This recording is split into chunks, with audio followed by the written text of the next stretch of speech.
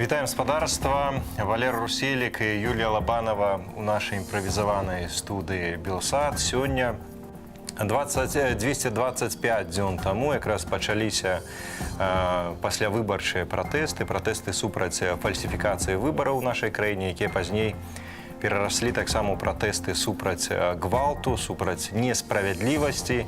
Вось гэтае супрацьстаянне працягваецца дагэтуль у самых розных формах. Так, гаспадарства, не гледзячы на тое, што ўлады ўвесь час заціскаюць гайкі і насылаюць сілавікоў нават у двары, усё ж такі пратэст лакальны, ён трывае. І сёння раніцай у мікрараёне Серабрянка сталічным адбылася акцыя з дымавымі шашкамі. Людзі там скандавалі Лукашэнку аўтазак. Гэта адзін з найбольш папулярных лозунгаў ад пачатку пратэстаў. Таксама у раёне трактарнага завода адбылася невялікая акцыя з бело-чырвона-белымі сцягамі спадарства. Ну і таксама замежжа не маўчыць. У Маскве, у Варшаве, ва Вроцлаве, у Кіеве, Вільні, а таксама ў Дрэздане адбыліся суботнія акцыі салідарнасці і падтрымання беларусаў.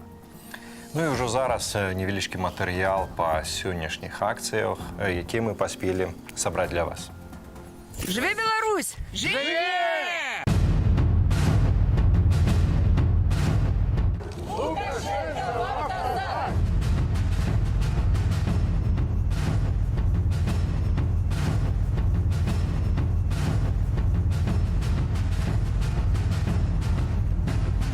Витебск, Гродно, Гомель, Могилев, Минск, Брест, Гродно. Все выходим в свои города на улицы.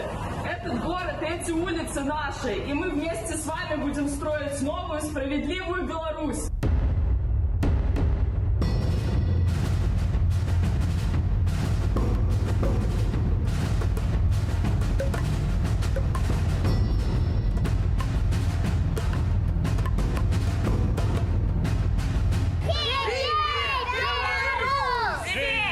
Беларусь!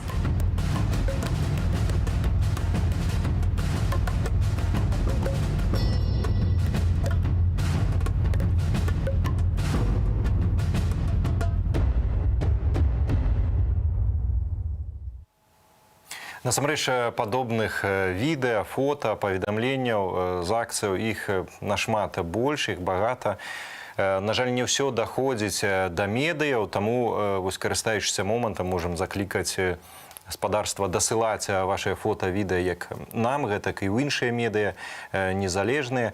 Я хацеў яшчэ адрэагаваць на гэтыя кпіны, якія ідуць ад лукашыстаў, маўляў, вось пратэсты здзьмуліся, пратэсту больш няма, там 100 чалавек выходзіць, больш там і няма нічога. Ну, мне тады абсалютна лагічнае пытанне, калі пратэсты здзьмуліся, то чаго тады лукашысты зараз рыхтуюцца да сапраўднай вайны, яны ўсцяж трэніруюцца зараз там на сваіх базах, там кідаюць гранаты, там разбіваюць нейкія натоўпы.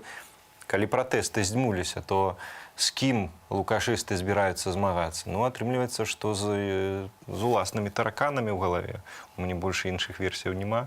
Дарэчы, перыядычна ўсё ж такі бацькі выходзяць на свае пікеты. Сёння раніцай таксама ў сталічным мікрараёне Уручча выйшлі з дзяржаўнымі сцягамі падтрымаць. Колькі там было, сотняў тысяч? Ну, не шмат, ведаеш, канешне, некалькі дзясяткаў чалавек. Ну што ж, гаспадарства, між тым сапраўды пратэсты хоць і трываюць, але вось пра масавыя, каб у адным месцы шмат людзей сабралося, такога зараз няма, і пераважна гэта людзі выходзяць альбо ў сваіх дварах, альбо дзесьці ў іншых месцах, дзе можна бяспечна выказаць сваю пазіцыю, што вельмі важна. Дарэчы, не заўжды, Валер, бяспечна. Ведаем, што палююць і ў дварах. Учора было паведамленне, што і папросту ў кватэры ўжо ўрываецца. І я не ведаю, я інакш, як рэжымам унутранай акупацыі, не магу патлумачыць усё гэта. І пагатоў тады атрымліваецца, калі ў нас рэжым ідзе на гэткі ўжо рэпрэсіі, на гэткі ціск. Вось тыя людзі, якія выходзяць, хай хтосьці са стужкамі, хай хтосьці са сцягамі, яны ўсё адно выходзяць, ведаючы, што сёння затрымаць могуць нават без гэтых усіх выхадаў, то гэтым людзям толькі вялікая павага і пашана. І, уласна, у нас ёсць апытанне. Якраз у Менску запыталіся, як вось мінакі ставяцца да падобнага кшталту акцыю, вось такого немасавага формату. Давайте послухаем адказы разом. Чтобы был мир, надо мирно решать все вопросы. И когда каждый человек начнет что-то делать в плане того, что от себя, если в любом случае он чего-то хочет поменять, но также, чтобы что-то он делал сам. А когда люди ничего иногда сами не делают, тогда ничего и не бывает. Слабовато. Не поможет. Вот и все. Ну, что-то ж надо делать. Если бы шла большая колонна и впереди шли лидеры оппозиции, наверное, бы, вот это вот должно было быть, а не так, что люди сами по себе где-то с кем-то там борются, страдают от резиновых пуль, от прочего-прочего, а ребята сидят в Варшаве. Я считаю, что каждый человек, вообще в мире, неважно, в Беларуси, имеет свое право голоса. Мы же свободные люди. Почему человек не может выразить свою позицию таким образом? Локальные, и если и будут не локальные, мне кажется, любое действие, оно, мне кажется, может привести к какому-то сдвигу. Равнодушно к этому. То есть вообще никак не отношусь. На мою думку, яны маюць место быть. Хотелось бы больше масштабных. Я на данный момент думаю, что надо что-то побольше, чем локальные акции протеста, потому что они не приведут ни к чему. После разгона больших акций, я думаю, что люди начали немножко бояться выходить именно на большие акции. А когда они находятся в твоем районе, я думаю, для них это безопаснее. Я надеюсь, что за весну мы этот конфликт весь решим. То есть, по крайней мере, начнется какой-то диалог, надеюсь. Люди проявляют, высказывают свою волю, и неважно, это массовые или это минимальные какие-то акции. Сложно сказать, смогут ли помочь, но я думаю, что высказывать свое мнение надо. Все-таки это правильно. Всего хорошего. Ну а ўжо зараз да нашага эфіру ў студыі далучаецца на сувязі з Кіеву Ігор Тышкевіч, гэта аналітык Украінскага інстытуту будучыні. Спадар Ігор, вітаем вас. Добрый день. Спадар Ігор, а як вы ставіцеся да гэткіх акцыяў, скажем так, немасавага формату? С пункту гледжання ацэнкі дзеянняў людзей, то гэта, па-першае, права кожнага, і, па-другое, гэта выбар кожнага, не гледзячы на рэпрэсіі, не гледзячы на спробы ўладу запалохаць, не гледзячы на закручванне гаек, гэта дэманстрацыя сваёй пазіцыі. Таму менавіта самі такія дзеянні грамадзянаў Беларусі, яны выклікаюць павагу. Ну, а што можна адказаць людзям, якія, таксама нельга праігнараваць, ёсць цэлая хваля людзей, якія выказваюцца, якія таксама нібыта супраць Лукашэнкі, аднак увесь свой імпэт, усю сваю незадаволенасць скіроўваюць якраз нават на ўдзельнікаў гэткіх нешматколькасных акцыяў, гавораць, што вы там са сваімі сцяжкамі, вы там са сваімі балонікамі, стужачкамі, а трэба-то інакш, толькі інакш пры гэтым чамусьці яны не паказваюць. Што можна было падказаць гэтым людзям? І ці ёсць сэнс адказваць? Глядзіце, з пункту гледжання, ізноў-такі, з пункту гледжання людзей, апраўданне, з пункту гледжання таких акцый, як шлях да зменаў, на жаль, я хутчэй пессіміст. І тут пытанне не столькі у пазіцыі асобнага чалавека. Яшчэ раз, пазіцыя чалавека, яна вартая павагі. Гэтыя людзі рызыкуюць. Пытанне ў іншым, што калі мы гаворым пра змену сістэмы, або мінімальна пра перахоп улады, таму што ўлада можа, гэта толькі механізм, а не сама мэта. Якраз таки гэта памылка. Пытанне ў фармуляванні дзеля чаго маем выходзіць, дзеля чаго і якая актыўнасць патрэбна. Вось якраз таки брак ідэі, што мы хочам бачыць у выніку з Беларусі, ён і замінае прыходу якасных зменаў. Таму што пытанне не толькі, што давайте зменім Лукашенко. Окей, не будзе Лукашенко. Калі будзе Лукашенко толькі маладзейшы? Што тады? Паслухайце, я з вами цалкам згодны, але якраз аніякіх ідэяў, крытыкі, скажем так, яны як бы самыя не выказваюць. І ці можа тады сапраўды трэба скіраваць усю гэтую энергію ў пошук нейкіх ідэяў і у тым ліку уласным прыкладам паказваць, як гэта трэба рабіць? Глядзіце, станом на сёння дзяржава Беларусь як дзяржаўны механізм, яна знаходзіцца, прычым яшчэ з 18-го года у глыбокім палітычным крызісе. Таму што унутраная эканамічная рэзервацыя або міграцыя, як заўгодна можна казаць, гарадскога сярэдняга класа, каб праявілась у 18-19, калі гэтых людзей стала шмат. Ціск бізнесу, таму што паглядзіце статыстыку экспарту нават рэзідэнтаў вольных эканамічных зон. Яны дасягнулі свае мяжы, і далей трэба мяняць всю Беларусь. Гэта ўсё ціск на сістэму. Сістэма засталася старой. І калі ў цябе 20% экспарту, і калі у цябе 1 мільён, прынамсі, ядро пратэстных настрояў, 1 мільён насельніцтва знаходзіцца па-за сістэмай палітычнай камунікацыі, любая дзяржава, ці то гэта дэмакраты, ці то гэта аўтакраты, ці то гэта дыктатура, яна развальваецца ці мяняецца. Трэцяга варыянту не мае. У выніку, так, Беларусь зараз у крызісе. І другое, што ў 2020 годзе дзяржава Беларусь перастала выконваць базавыя свае функцыі. Гэта функцыі бяспекі, функцыі правасуддзя, функцыі доступа да інфармацыі. Прычым можна спрачацца, ці выконвала раней, але зараз, прынамсі, вось гэты мільён, як мінімум, людзей, яны перакананы, што не выконвае. Яны адчуваюць гэта на ўласнай скуры.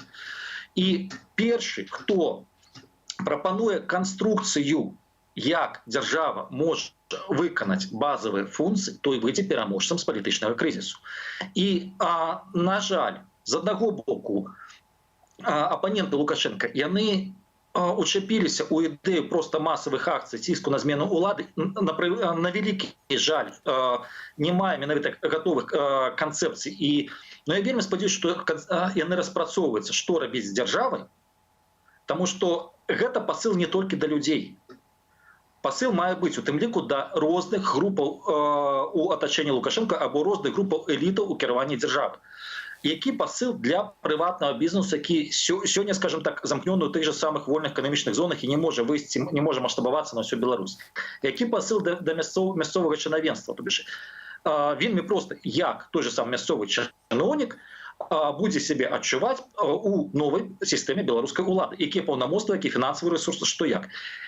Такія крокі, такія тэзы, так, магчыма, яны не вулічныя, магчыма, яны менш прыгожыя, таму што гэта больш на дадзеным этапе кабінетная работа. Але пытанне ў тым, што калі ёсць за што выходзіць, калі ты зрабіў тэзы папулярнымі, тады мяняецца у тым ліку стаўленне і патэнцыйных тваіх апанентаў, і ты можаш ужо гуляць і ў масавыя акцыі. Ты можаш выходзіць і ціснуць, даціскаць ужо вуліцай. Калі няма ідэі, то проста вуліца, окей. І вось гэта якраз таки, на жаль, гэта людзі бачаць. І, адпаведна, калі няма адказу, а дзеля чаго, то альбо расчараванне, альбо, як бы сказаць, вот у вас была пытанка, давайте пачакаем, спадзяемся, што нешта атрымаецца. Альбо сапраўдовае такое спадзяванне на авось. А вот нешта будзе. І вось гэта якраз таки праблема. Паслухайце, а як вось у святле таго, што вы распавядаеце, напрыклад, ставіцца да ініцыятывы, якую агучыла Святлана Ціхановская, гэта вось галасаванне за перамены. Ну, тут якраз, в прынцыпе, можна пакласці на вашыя словы, што вось ёсць ініцыятыва, у тым ліку і пошуку нейкага дыялогу, калі не з Лукашэнкам, то, прынамсі, з людзьмі з таго боку барыкады, і пра што, дарэчы, перыядычна штаб Святланы Ціхановскай гаворыць, то, в прынцыпе, можна казаць, што нейкім чынам, у нейкіх тэмпах гэтая праца вядзецца? Хутчэй гэта, скажем так, піар-кампанія, якая можа ударыць не толькі па атачэнню Ціхановскай, але па ўсіх пратэстных настроях, таму што выступленне, давайте зберем подпісы за дыялог. Што такое перамовы? Калі высоўвались тэзы пра перамовы ў жніўні, то тэзы былі вельмі проста. Давайте будзем весці перамовы пра то, як будзе сыходзіць Лукашенко. Добра, ёсць у цябе тэзісная база, пра гэта можна размаўляць. То бишь перамова адбываецца навокал чагосьці, вакол якойсь нейкай ідэі, нейкай прапановы. Зараз перамова, давайте будзем вступіць перамовы з пэўнымі групамі. Гэта вельмі добры сігнал, гэта вельмі добрае разуменне, што трэба спрабаваць наладзіць дыялог з рознымі групамі. Гэта плюс. Але давайте уступім перамовы за то, як змяняць Беларусь. А дзе тэза? Што ты гэтым людзям прапануеш? З якой канструкцыі ты выходзіш? Ну вось мы все памятаем. Каб гэты збор подпісаў быў пасля таго, як былі агучаны некалькі, скажем так, базавых канструкцый, як мяняць дзяржаву, гэта было б супер. Але любая ініцыятыва она мусіць адбывацца, па-першае, у прывязцы да іншых і па-другое у свой час. Калісьці ніхто не верыў, што галасаванне таксама дасць плён, што людзі пабачаць, што іх шмат, і шмат людзей хоча за перамены і прагаласуе супраць Лукашэнкі, тым не менш гэтак адбылося. Калі цяпер не набярэцца вельмі шмат галасоў, а нават калі яны і набяруцца і перамоваў не адбудзецца, як гэта адлюструецца на каманду Святланы Ціхановскай, на яе імідж, на далейшыя дзеянні? Што гэта пакажа? З пункту гледжання просто мобілізацыйнай, менавіта мобілізацыя ядра пратэстаў. Тут нічога кардынальных зменаў, кардынальных, скажем так, расчаравання не будзе, тому што людзі пабачаць сапраўды, што іх шмат. Тут нават 100 тысяч, 200, 300, там, нават 550, як там сёння ёсць. Нават 600, гэта добра, гэта паказала, што ёсць ядро. Праблема ў такой рэчы, як палітычная камунікацыя. Я настойліва раю звярнуць увагу на тэзы, які спрабуе раскруціць атачэнне Лукашэнкі апошнія 2-3 месяцы. Не дарма зараз амаль штомесяц даюць чарговы так звана сацыялагічнае пытанне.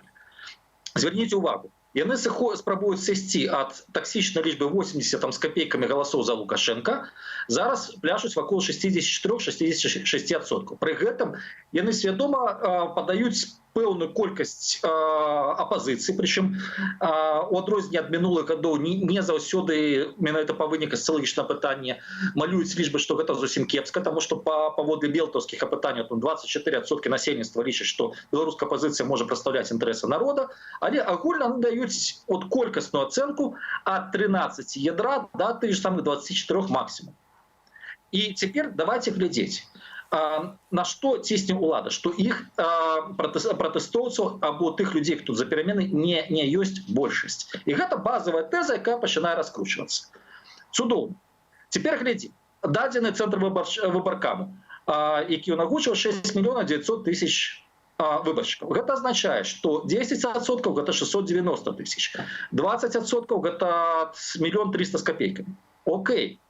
І ў такім выпадку, калі запускаецца платформа «Голас» з гэтым галасаваннем, і калі выніковыя лічбы укладаюцца тое, што агучвае Белта, то гэта цудоўны пас дзяржаве. Таму што нам можа казаць, ну, вот бачыце, апазіцыя, маўляў, сама ж правяла пераклічку, і вот іх столькі, колькі мы і казалі. І, адпаведна, калі гэта будзе, то, я прашу прабачэння, атачэнне Лукашенка будзе адкрываць шампанскае. То што, атрымліваецца, не трэба было наагул абвяшчаць вось гэтую кампанію з галасаваннем, на вашу думку? Яшчэ раз, першая тэза. З чым ты выходзіш? Просто давайте за толькі паговорыць, гэта калі ты мяняеш тэзы, з якімі ты выходзіш на перамовы, ты мусіш агучыць з якімі тэзамі, раз. Другое, гэта падрыхтоўка.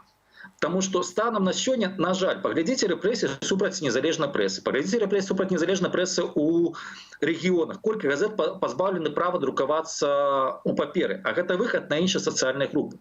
Калі ты выходзіш з такой ініцыятывы, першае, што ты маеш думаць, гэта як выйсці на людзей, які не ёсць людзьмі тэлеграма і інтэрнэта. Як выйсці за межы сваёй, скажем так, свайго інфармацыйнага поля. Таму што дзяржава зараз вельмі жорстка. Асноўны накірунак рэпрэсійнай машыны дзяржавы, ён на пачатку 2021 года гэта было абмежаванне інфармацыйнага поля ядра пратэсту, каб не маглі выйсці на іншыя групы. Таму апытанне, калі ласка, не праблема, яго можна праводзіць, калі, умоўна кажучы, улёткі, газеты, тое, што, напрыклад, я пабачыў, мяне вельмі усцешыла, што, прынамсі, ёсць хаця б нейкія ідэі, ёсць прапановы, раздрукуйце улёткі, там, дайце суседзям. Але альбо у тебе массовая информационная кампания с выходом не на свое ядро, твое ядро, оно и так твое, а выходу на іншыя групы, у рэгіёны. Альбо у такім выпадку трэба пачакаць і падумаць, як гэта зрабіць. І наступнае, гэта яшчэ сама камунікацыйная стратэгія, твоя уласная. Таму што у кожнай палітычнай, скажем так, камбінацыі, у кожным палітычным алгарытме ёсць кропкі выхаду з кожнага сцэнарыя. Негатыўны, нейтральны, ідэальны там, і так далей. Окей, ідэальны варыянт, допустим, сабрана больш за 2 мільёна подпісаў. Тады гэта руйнуе дзяржаўны тэзы пра невялікую колькасць, скажем так, ядра пратэсту. Цудоўна. Тады адна рыторыка, адны патрабаванні. Але, а што будзе, калі менш, калі... І от на кожны з этапаў патрэбны свае падстрахуўкі, свая камунікацыйная стратэгія, каб гэта не біла, у тым ліку, па людзях негатыўна. І частку з гэтых тэзаў трэба агучваць адразу. то окей, нават калі мы не зберем там, допустим, 700 тысяч, нават калі мы не зберем 800 тысяч, мы захаваем, мы покажем свою еднасць, мы покажем, что рэпрэсіі не працуюць и так далее. Калі будзе болей, просто вось гэтых калі, на жаль, няма. Гаспадар Ігор, калі вось взять вось так агулам, пра што мы гаварылі ўвесь гэты час ад пачатку размовы да вось гэтага моманту, ці азначае гэта, што насамрэч зараз большую увагу і энергію сілам пратэсту трэба скіраваць не на масавыя пратэсты вулічныя, а якраз на выбудоўванне ўсіх гэтых сувязяў паміж рознымі супольнасцямі пратэставымі, канкрэтызацыя павесткі пратэсту, распрацоўванне праграмы канкрэтнай, то бок заняцца такой стваральнай працай замест пратэсту. Альбо тут нельга на агул казаць замест, павінна быць і то, і то. Нельга замест. Нават у вашай прапанове, то бишь адна справа, а выпрацоўка тэзаў, з чым выходзіць. Гэта некалькі групаў. Я ведаю, што зараз, напрыклад, ёсць частка, самі ствараюцца, просто і мяне запрашалі, там некаторых яшчэ, такія аўтаномныя групкі, якія просто думаюць, што рабіць з Беларусю. Пытанне запатрабаванасці ідэі гэтых людзей. Тут пытанне не конкретно Тышкевич, потому что я просто, вот, умовно кажучи, у боку постаю, и мне будет классно, коли гэты процесс пачнецца. Але, прынамсі, я ведаю 3 групы, якія ведуць дыялог. Это па-за штабам Ціхановскай, па-за штабам Цыпкала. Стымуляванне такой працы. Раз. Другая частка – горизонтальная сувязь, потому что так отбылася колоссальная мобилизация насельніцтва. Так, упершыню за апошнія, скажем так, год 20 сама улада не упэўнена, ці перамагла яна на выборах. Само отачэнне Лукашенко. Гэта кардынальна, і гэта колоссальная змена Беларусі. Третье, ёсць базовая група, базовый ядро пратэстаў, якое актыўнае, б, хоча палітычнае прадстаўніцтва, і в, што вельмі важна, яно плацежаздольнае. Гэта азначае, што пратэсты могуць у тым ліку самафінансавацца. Сыходзячы з гэтага, гарызантальныя сувязі, гэта вельмі важна, узаемападтрымка, раз. Другое, што ключавое, гэта якраз таки стварэнне з гэтых людзей, хаця б сістэмы інфармавання, стварэнне альбо аднаўлення, калі хочаце, сістэмы выхаду на іншыя групы. Так, окей, праз афіцыйную прэсу немагчыма. Думаць, якім чынам можна выйсці на іншыя групы, на суседзяў, на тых людзей, дзе няма сваіх структураў. Таму што гэта вельмі важна. Бо любыя пратэсты, любой ціск на ўладу, ён можа быць толькі тады, калі ён ідзе з розных накірункаў. Умоўна кажучы, так, вялікі мітынг — гэта вельмі важна. Гэта дэманстрацыя, гэта альбо вялікае там шэсце, масавая акцыя. І гэта дэманстрацыя колькаснай, маральнай перавагі, калі гэта акцыя мірная, і гэта ціск на ўладу. Але калі паралельна прыходзяць сігналы з регионов, нават з маленькіх, што у нас ёсць нейкая прапанова, у нас ёсць да нас ціснуць, што трэба змяняць ці на месцах, ці ў межах Беларусі, калі вот такіх сігналаў, нават дробненькіх, чаму і малыя акцыі важны, калі такіх сігналаў дробненькіх набіраецца вялікая колькасць, то все гэта в суме разам з тэзамі, разам з іншымі ініцыятывамі публічнымі, разам са знешнім ціскам, яно прыводзіць да таго, што кіраўніцтва любой дзяржавы, тут Беларусь не выключэнне, яно думае, як выходзіць з гэтай сітуацыі. До речі, Павел Латушка закликав 25 сакавіка выходзіць на галоўныя плошчы гарадоў у Дзень волі, выйсці на пратэст, паказаць, што нас шмат.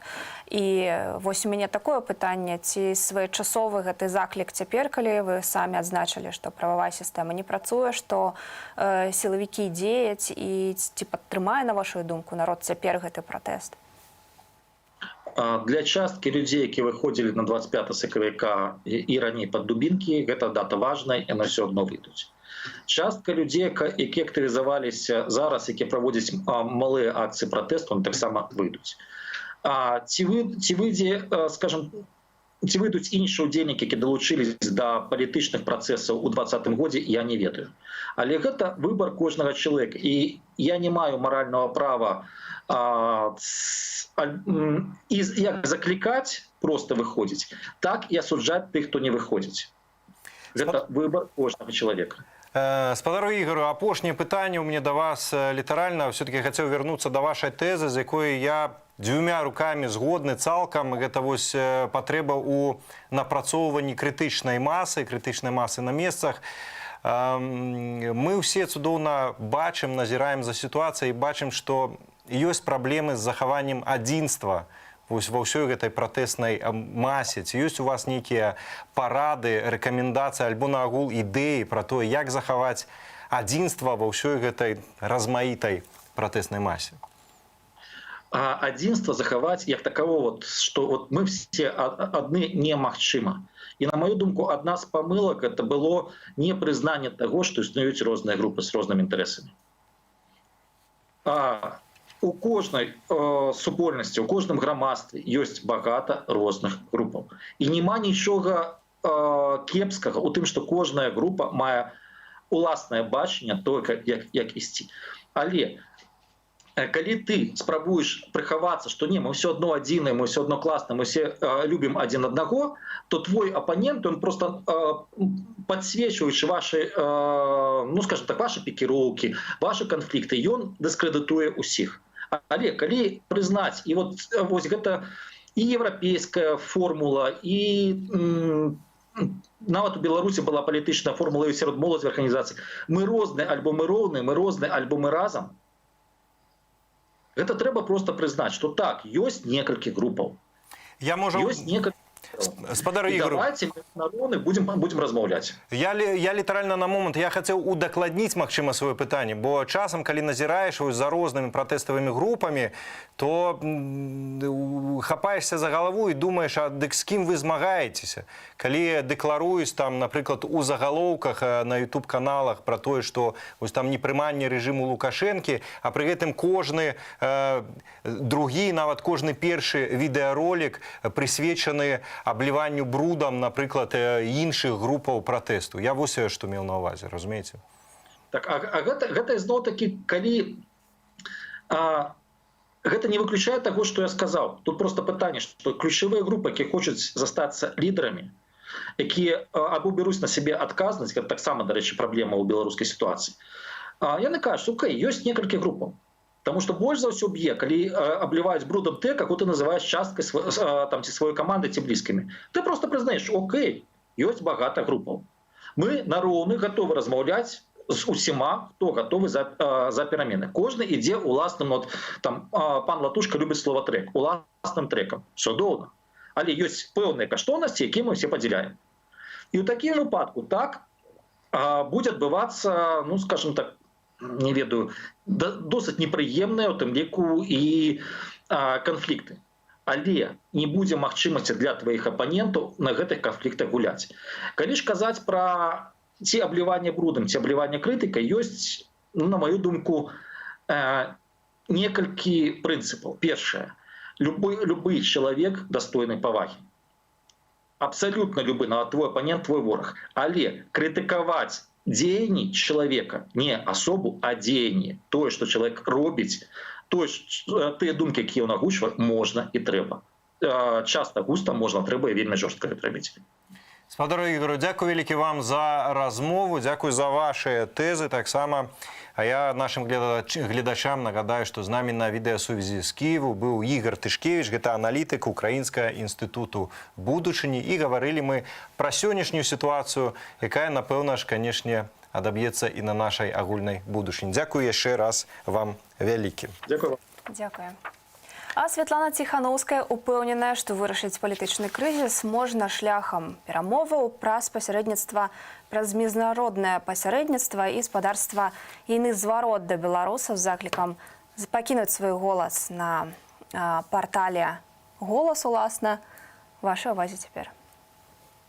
Я, Светлана Тихановская, лидер, избранный белорусским народом, объявляю о начале общенационального голосования.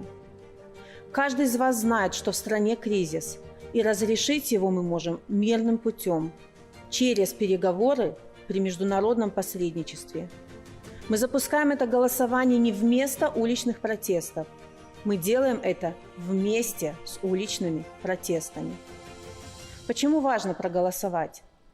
Причина кризиса в том, что власть удерживает человек, который проиграл выборы.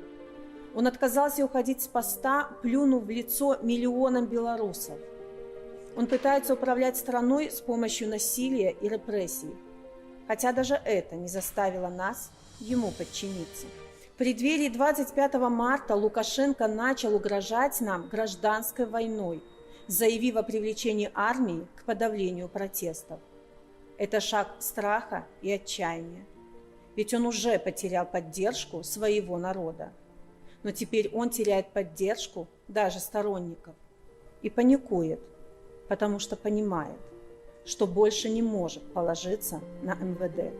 Мы запускаем это голосование, чтобы провести переговоры с теми представителями режима, которые готовы думать о будущем и принимать зрелые решения, а не затягивать кризис до полной катастрофы. И такие люди есть. И им переговоры нужны не меньше, чем нам, потому что насилие и беззаконие ухудшило их жизнь тоже.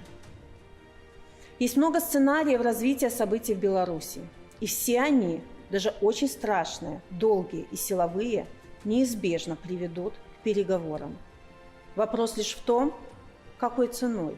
Чтобы сделать это заявление, я 7 месяцев работала с иностранными политиками и организациями, рассказывала о реальной ситуации в Беларуси и заручилась поддержкой, собирала мощную профессиональную команду.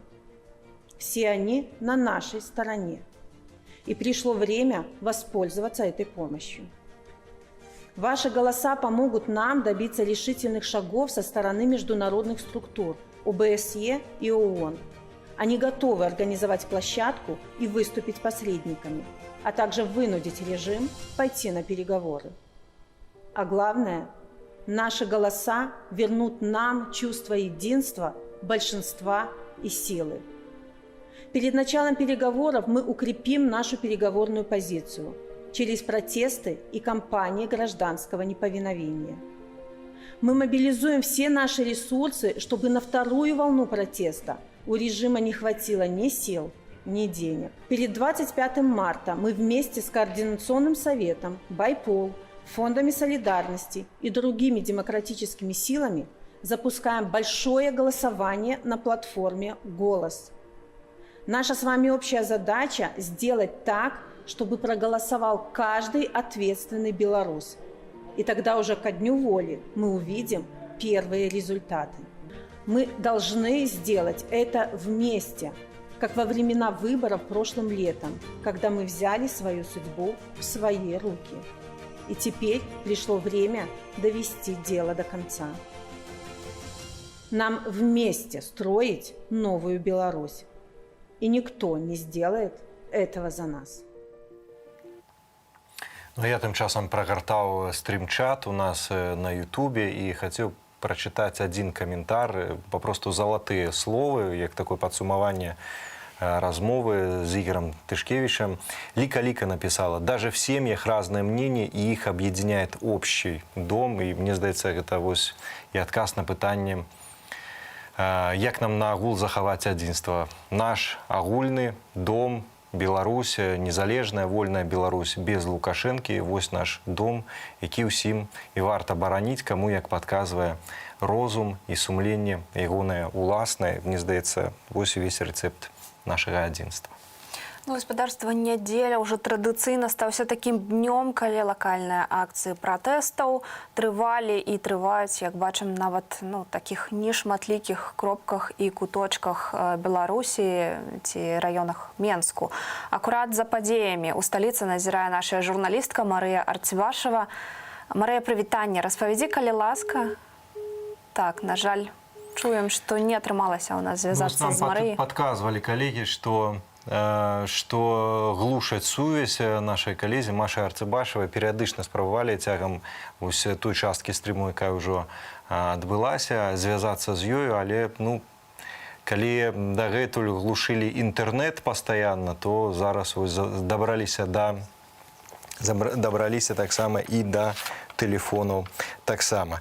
Ну што ж, варта адзначыць хіба з новых акцыяў, пра якія стала вядома, у Белаазёрску людзі таксама з чырвона-белымі сцягамі выйшлі, пакрысе штосьці новае дадаецца цягам дня сённяшняга. І вось калі нам, дарэчы, часам пішуць там у стрым-чатах, што ж вы там паказваеце, там неправда, гэта не сённяшнія здымкі. Калі няма сённяшніх здымкаў, то мы паказваем ілюстратыўныя, гэта відавочна, бо глушыцца ўсё. Калі у вас ёсць магчымасць пісаць крытычныя каментары, то, магчыма, ёсць у вас і магчымасць даслаць нам самыя актуальныя здымкі, мы іх абавязкова пакажам. А нам падказалі, што ўсё-такі Маша Арцыбашева у нас ёсць на тэлефоннай сувязі з Мінску. Маша, вітаем цябе. Добрый день, паважаная студыя. Так, сапраўды нейкі дзіўны дзень, можа хіба адвыклі ад таго, што сувязь можа знікаць, што не будзе доступу да інтэрнэту і нават датэлефанавацца да людзей. Магчыма, гэта толькі журналістамі, магчыма, гэта ў прынцыпе зараз так адбываецца па ўсім Мінску.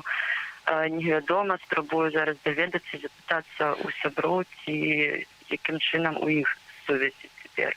Марыя, ці назірала ты за сённяшнімі падзеямі ў Менску, можа, дзе, ў якіх раёнах, што бачыла, распавядзі, калі ласка? Ну, на жаль, ці не на жаль, усё сёння ціха збольшага, таму што напярэдадні 25-го людзі вырашылі не выходзіць і не падстаўляцца. Ўсё ж бяспека яна на першым месцы, а зараз з тым, што адбываецца, як гэта жорстка адбываецца, усе мы начутыя тым, што і да 25-го зараз падрыхтоўкі з боку сілавікоў ідуць вельмі актыўныя. Таму людзі вырашылі сёння хіба быць крыху цішэй і спакайней нікуды не выходзіць. А назіраеш у горадзе нейкія пазнакі? Вось мы бачылі на сваіх экранах, як наклеіваюць налепкі з чырвона-белымі сцягамі і датою 25 сакавіка. Якія прыкметы падрыхтоўкі да 25-го ты ўжо таксама, можа, заўважыла ў горадзе? Вы ведаеце, гэта, канешне, так. Вельмі шмат назіраецца ўжо тыдні-два. Я бачу гэтыя налепкі 2503 на белым фоне, так, чырвоныя лічбы. Таксама людзі працягваюць упрыгожваць свае двары, развешваць вялікія, маленькія сцяжочкі, таксама ляпіць налепкі. Гэта ўсё працягваецца, гэта актыўнасць ёсць, ну, проста у большай бяспецы, да, людзі спрабуюць гэта рабіць, гэта ўначы клеіцца, калі браць двары, так, адкрытую нейкую прастору. Ну і ліфты, пад'езды, гэта ўсё сапраўды абклеена паўсюль. Нават вось я заўважыла, гэта дом службоўцаў, так, сілавікоў, у прынцыпе, тых, якія ўдзельнічаюць і ў тых самых разгонах. І нават там бачныя гэтыя налепкі не здзёртыя, не знятыя, як новенькія вісяць ужо хіба тыдзень дакладна. А якім чынам людзі цяпер гуртуюцца? Бо мы ведаем, адміністратараў тэлеграм-чатаў хапалі, арыштоўвалі, гэта вельмі так актыўна адбывалася цягам апошняга тыдня і папярэдніх. Як цяпер выглядае сітуацыя з актыўнасцю ў інтэрнэце, у тэлеграм-чатах дваравых, як людзі гуртуюцца, як камунікуюць, як дамаўляюцца пра тое, каб ладзіць, магчыма, сумесныя пікеты дзесьці? Ну, зараз гэта больш у асабістых паведамленнях ці закрытых чатах, таму што сапраўды адкрытыя вялікія чаты на вялікую колькасць людзей. Яны спрабуюць размаўляць пра розныя праблемы, але не датычныя палітыкі. Гэта там, кшталту, не ведаю, нехта згубіў сабаку, ці там трэба дапамагчы суседу. Ну, не іх так, таму што праўда, шукаюць зараз шмат, да гэтай пары шукаюць і адміністратараў чатаў, якія паспелі з'ехаць усё ж такі з краіны. Ці хапаюць людзей, як мы таксама ведаем пра сітуацыю, як хапаюць людзей, абвінаваціўшы ў адміністраванні чатаў, хаця гэты чалавек не мае дачынення да адміністрацыі гэтых чатаў. Ну, таму неяк і ў тэлеграмах людзі сталі ў адкрытых чатах больш спакойныя, так, і менш выражаць нейкія там агрэсіўныя нават думкі, так, таму што мы бачым суд за судом, за нейкае неасцярожнае выказванне людзям даюцца рэальныя тэрміны. Калі ж казаць, вось учора я, напрыклад, размаўляла з таксоўшчыкам Яндекс.Таксі, так, кіроўцам, які распавядаў мне, што на днях і вельмі хацеў, каб мы данеслі гэту інфармацыю да слухачоў, гледачоў, пра тое, што ён падвозіў нядаўна міліцыянтаў, так, невядомай нейкай структуры, ён проста слухаў гэтыя размовы про то, что хутчэй за ўсё гэта нейкія следчыя, якія размаўлялі про тое, што я аддаў справы, я не ведаю, я буду выходзіць на бальнічны, каб не удзельнічаць у гэтых разгонах, каб пасля там не выпрацоўваць гэтыя справы на людзей, якія проста выйшлі на 25 сакавіка. І яны размаўлялі паміж сабой про тое, што такіх міліцыянтаў цяпер таксама шмат. Хто не хоча выходзіць 25-го, хто ўсё ж таки на баку народу. І як хацелася б даведацца, людзі ставяцца да ініцыятывы галасаваць на платформе «Голас». Можа, сярод апытаных табой людзей, сярод тваіх сяброў, знаёмых гэтая тэма абмяркоўваецца, ці людзі актыўна галасуюць? Ну, гэта хіба самае частае пытанне, якое цяпер паўстае ў розных чатах і таксама пры размове недзе тет-а-тет, ці прагаласаваў ты, ці прагаласавалі твае родныя, блізкія, бацькі, дзеці і гэтак далей. Сапраўды, гэта вельмі зараз актыўна абмяркоўваецца. Добра, дзякуй вялікі. З намі на сувязі была Марыя Арцыбашева, якая сочыць за сітуацыяй у сталіцы, за актыўнасцю, за пратэстамі, якіх, на жаль, сёння яна на свае вочы не пабачыла. Ну, разом з гэтым, вось, дарэчы, наконт таго, як прагаласаваць, тут было такое ж пытанне і ў нас у стрім-чаце, а я хацеў, аднак, адрэагаваць на іншае пытанне. Елена пишет про то, почему говорят только о 270 политзаключенных, когда их минимум 30 тысяч, и Белсат, и другие каналы должны начинать каждый день передачи с фото, кто пропал и нет живых.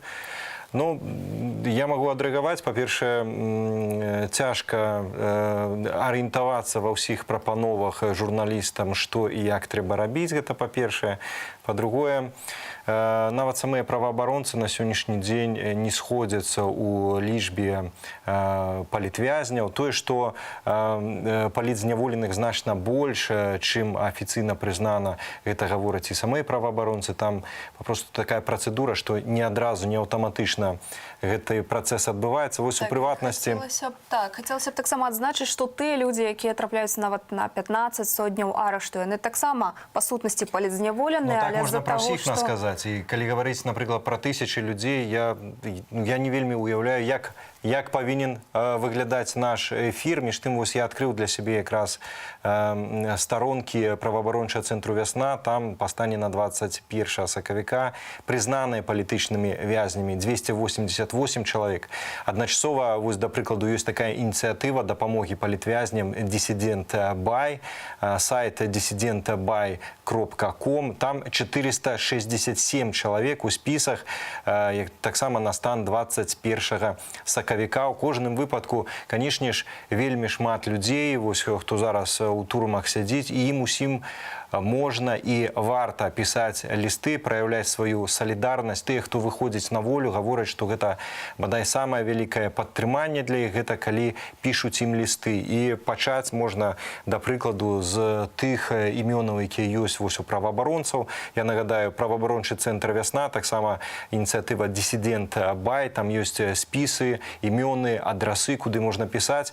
Ну і акрамя гэтага, таксама гугліце, шукайце іншых пацярпелых, дапамагайце, наколькі гэта магчыма. Мы, Белсат, канешне, толькі за гэта і ўсім сэрцам, усімі рукамі гэта падтрымліваем. Гаспадарства, мы працягнем размову з экспертамі. Цяпер на сувязі з намі Александр Добравольскі, дарадца Святланы Ціхановскай. Вітаем вас. Добрый день. Распавядзіце, калі ласка, як ідзе галасаванне на платформе «Голас». Нібыта ўжо больш за 605 тысяч чалавек аддалі свае галасы, так? Так, галасаванне ідзе, яно ідзе актыўна. Тут пачалі блакаваць доступ до сайта адразу на наступны дзень пасля таго, як пачалося галасаванне, і за першыя суткі было 500 000 беларусаў прагаласаваўшых. Зараз гэта трошкі замарудзілася. Думаю, што з-за таго, што блакуюць, гэта замаруджваецца. А таксама з-за таго, што вось актыўных людзей фактычна ўжо сабрала гэтая платформа «Галасы». А зараз далучаюцца людзі, якія не маюць яшчэ дастатковай інфармацыі, якія, можа, не вельмі цікавяцца палітыкай, але агульны інтарэс беларусаў у тым, каб выйсці з гэтага крызісу мірным шляхам, і вось гэта галасаванне дапамагае таму, каб людзі праявілі сваю волю і сказалі, што мы за тое, каб мірным шляхам выйсці з крызісу шляхам перамоваў. Мінінформ заблакаваў платформу «Голас», але ёсць іншыя шляхі, каб аддаць свой голас, каб прагаласаваць. Так, распавядзіце, якім чынам можна ўсё ж такі гэта зрабіць? Справа ў тым, што блакаванне сайту не дае магчымасці цалкам заблакаваць. Я думаю, што галасаванне зараз працягваецца. Думаю, што кваліфікацыя супрацоўнікаў платформы «Голас» значна больш высокая, чым тых, хто спрабуе блакаваць. І наогул заблакаваць не ўдасца. Ёсць чат-бот «Голас». Можна зайсці ў розныя тэлеграм-каналы, якія, напрыклад, у тэлеграм-канал «Голас». Можна зайсці «Беларусь галаўнога мозга» і шмат іншых тэлеграм-каналаў, дзе ёсць інструкцыі, ёсць нават улёткі. Я думаю, што Google дапаможа. Напрыклад, заўтра нешта заблакуюць, а Google все равно дапаможа. Вось чат-бот нельга заблакаваць. І я магу сказаць, што гэта прыкмета слабасці. У іх няма аргументаў у праціўнікаў перамоваў, у тых, хто хоча ўжываць гвалт. Няма большых аргументаў, чым блакаваць інтэрнэт і ўжываць гвалт. Гэта значыць, што няма ў іх грамадскай падтрымкі. А як галасы беларусаў могуць паўплываць на міжнароднае пасрэдніцтва ў перамовах з Лукашэнкам? Першае, на што паўплываюць галасы беларусаў, гэта на самых беларусаў. Зробяць іх больш упэўненымі, дазволяць адчуць вось это пачуццё локця, плеча, што нас шмат, мы разам, і мы патрабуем перамоваў. Ад гэтага адмахнуцца ўжо нельга. Калі вось за першыя суткі 500 тысяч прагаласавала, гэта вялікая колькасць, ад якой нельга адмахнуцца. І гэтую колькасць улічаць усе. У тым ліку і міжнародныя партнеры, якія выступаюць за мірны выхад з крызісу ў Беларусі, а крызіс гэты ўжо не толькі палітычны, але эканамічны і нават гуманітарны, таму што людзі проста некаторыя пакідаюць краіну, не чуюць сябе ў бяспецы. І я ведаю, што Арганізацыя па бяспецы і супрацоўніцтву ў Еўропе, АБСЕ, будзе спрыяць таму, каб пачаліся гэтыя перамовы. Думаю, што будзе спрыяць гэтаму ОАН, будуць спрыяць шмат якія міжнародныя партнеры. І ні на каму не карысць працягваць вось гэтую сітуацыю, калі ў краіне немаведама што робіцца, калі ў краіне беззаконне. Я думаю, што нават тым, хто за ўладу выступае зараз дзеючую, якая незаконна застаецца пры ўладзе, усё роўна не на карысць вось такая сітуацыя. Таму трэба асэнсаваць, што гэта ў агульных інтарэсах дамовіцца, як выйсці з гэтага крызісу. А рэальным і сапраўдным выйсцем з гэтага крызісу павінны быць новыя выбары, калі людзі абяруць новую ўладу і будуць ёй давяраць, будуць яе падтрымліваць. Спадар Александр, вось у нас тут і ў стрім-чаце пыталі, колькі на сёння платформа ўжо сабрала галасоў. Вось я зараз абнавіў. 609 305 чалавек прагаласавала вось на гэты момант.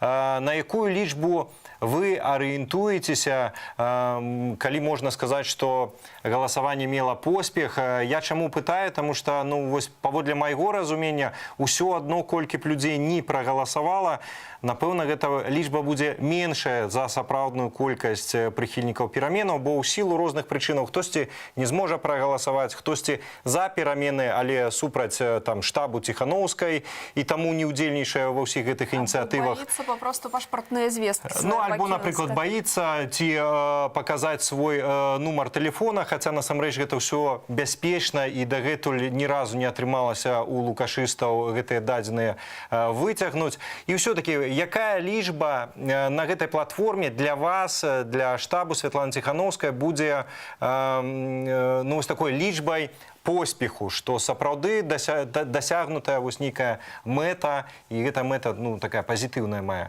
афарбоўку такую? Па-першае, хочу сказаць, што галасаванне за мирны шлях выхаду з крызісу шляхам перамоваў ніяк не азначае падтрымку штаба Ціхановскай ці кагосьці яшчэ. Гэта наша агульнае галасаванне за тое, каб у Беларусі спыніўся гвалт і каб спыніліся ўсе тыя рэчы, якія людзям не падабаюцца. Таму вось падтрымка гэтага не звязана ні з падтрымкай ніякіх ініцыятыў, штабоў, арганізацый і так далей. Гэта супольная справа. Мы лічым, што ўжо галасаванне вельмі паспяховае, але недастатковы гэты поспех разлічваем як мінімум на 1 мільён галасоў. Думаем, што зразумела, што далёка не заўсёды людзі галасуюць. У некаторых няма зараз такой, можа, тэхнічнай магчымасці, трэба тады дапамагчы.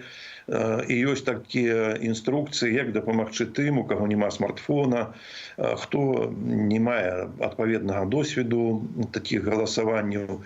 І наконт пашпартных дадзеных яны не патрабуюцца для беларусаў, якія жывуць у Беларусі. Дастаткова тэлефоннага нумару, на які можа быць зарэгістраваны Viber месенджер ці Telegram месенджер. І гэтага дастаткова, і яшчэ ніводзін чалавек не стаў вядомым, які галасаваў на платформе «Голас», і не стане, таму што ўсё тэхнічна забяспечана як належыць. Што да тых людзей, якія за мяжой знаходзяцца, то яны могуць зарэгістраваць гэтыя месенджеры на замежныя нумары, але вось тут на платформа «Голас» вельмі цвёрда заявляе пазіцыю, што толькі грамадзяне Беларусі могуць права галасаваць. Гэта значыць, што каб пацвердзіць, што грамадзян Беларусі, трэба скан пашпарту прыслаць, які нікуды не пойдзе і пасля пацвярджэння будзе выдалены. Таму я б заклікаў нікога не баяцца, тым больш за мяжой. Гэта ўсё бяспечна, і гэта ўсё на карысць нашай роднай краіны Беларусі. Я нават удакладню, тому што я сам учора спрабаваў прагаласаваць. Там нават не ўвесь скан, а толькі фрагмент старонкі, дзе імя, прозвішча паказанае, якое ўводзіцца, што ты сапраўды уладальнік беларускага пашпарту. Між тым адразу хацеў сказаць, што мне ўчора не атрымалася прагаласаваць праз Telegram. Спраўдзіце, калі ласка, штосьці у вас там зачыненая форма для спраўджвання беларускага грамадзянства. Мне параілі паспрабаваць праз Viber, магчыма, атрымаецца сёння прагаласаваць. Між тым, у мне ёсць да вас вось якое пытанне. Мы перад вами размаўлялі ў тым ліку з аналітыкам Украінскага інстытуту будучыні Ігорам Тышкевічам, і ён звярнуў увагу на такі слабы момант усёй гэтай ініцыятывы з галасаваннем, як адсутнасць канкрэтыкі. Перамаўляцца за мірнае развязанне — гэта як? Гэта што канкрэтна? З кім размаўляць? Як можна адказаць на такое пытанне аб адсутнасці канкрэтыкі? Ну, я Ігора добра ведаю. Гэта вельмі дасведчаны чалавек. Я магу сказаць, што у пытанне ўставіць канкрэтыку немагчыма. Яно павінна быць зразумелым і кароткім. А вось зараз будзе абмеркаванне грамадскае. І гэта не проста кароткае галасаванне, гэта вялікая кампанія, каб дамагчыся перамогаў, як мірнага шляху выхада з крызісу. І будзе абмяркоўвацца і пераходны перыяд, што будзе адбывацца і як, калі пасля перамоваў будуць прызначаны выбары. Будзе абмяркоўвацца візія будучыні, што павінна быць у Новай Беларусі. Але само сабой перад гэтым будуць абмяркоўвацца розныя варыянты выхаду на перамовы, як яны могуць праходзіць. І вось калі цвяроза падыходзіць да аналізу, то канкрэтыка такая можа быць. Гэта грамадскае абмеркаванне, калі будуць вымалёўвацца контуры і перамоваў, і пераходнага перыяду, і візія будучыні. І гэта ўсё наперадзе, гэта ўжо ідзе, калі вы паглядзіце, пасочыце за інфармацыйнай прасторай. Усе гэта абмяркоўваюць, і гэта запланавана, і гэта ўсё будзе. Спадар Александр, яшчэ хацеў з вами закрануць адну тэму, крыху адысці ў бок ад платформы «Голас», ад галасавання за перамовы. за мирное развязание. Послухайте, вот з'явилася информация про то, что министр замежных справаў Литвы закликал краіны Еўразвязу открыть справы супраць белорусских силовиков, и мы ведаем, что вы как раз займаетесь пытанием универсальной юрисдикции. Ці можна падрабязней распавесці, на якім этапе зараз гэтая праца адбываецца, потому что ведаем, что уже ў шэрагу краінаў еўрапейскіх гучалі такія заклікі распачынаць справы, карыстаючыся якраз універсальнай юрысдыкцыяй, і, здаецца, у Чэхіі былі якраз ушчатыя першыя справы. Ці можна падрабязней? Па-першае, універсальная юрысдыкцыя – это магчымасць прыцягнуць да крымінальнай адказнасці людзей, якія здзяйсняюць катаванні. Таких людей у Беларусі, на жаль, шмат, і ахвяраў, на жаль, шмат. І калі ахвяра знаходзіцца пад абаронай іншай краіны, то магчыма узбудзіць крымінальную справу, расследаванне. І першыя справы пачаліся у Літве. Як мінімум 7 чалавек ужо прызнаныя пацярпелымі. І ёсць ужо інфармацыя пра тых, хто здзяйсняў, канкрэтна прозвішчы і так далей. І вынікам фінальным павінны быць судовыя працэсы супраць гэтых людзей, а прамежкавым вынікам будзе з'яўленне гэтых людзей там УБАЗік, там АМАП і так далей, супрацоўнікаў канкрэтных людзей у спісах Інтэрпола на вышук. Зараз у Чэхіі, наколькі мне вядома, падрыхтавана больш за 10 справ, адна пададзена. У Польшчы падрыхтавана на больш за 10 справ. На жаль, пакуль, шчыра скажу, мне не зразумела, што шмат якія польскія прадстаўнікі расследавальскіх структур кажуць, што няма інтарэсу польскай дзяржавы ў гэтых. Але ёсць грамадзяне Польшчы, якія пацярпелі ў Беларусі, і па іх справах таксама ідзе расследаванне, і беларусаў прыцягваюць як сведкаў у гэты працэс. Так што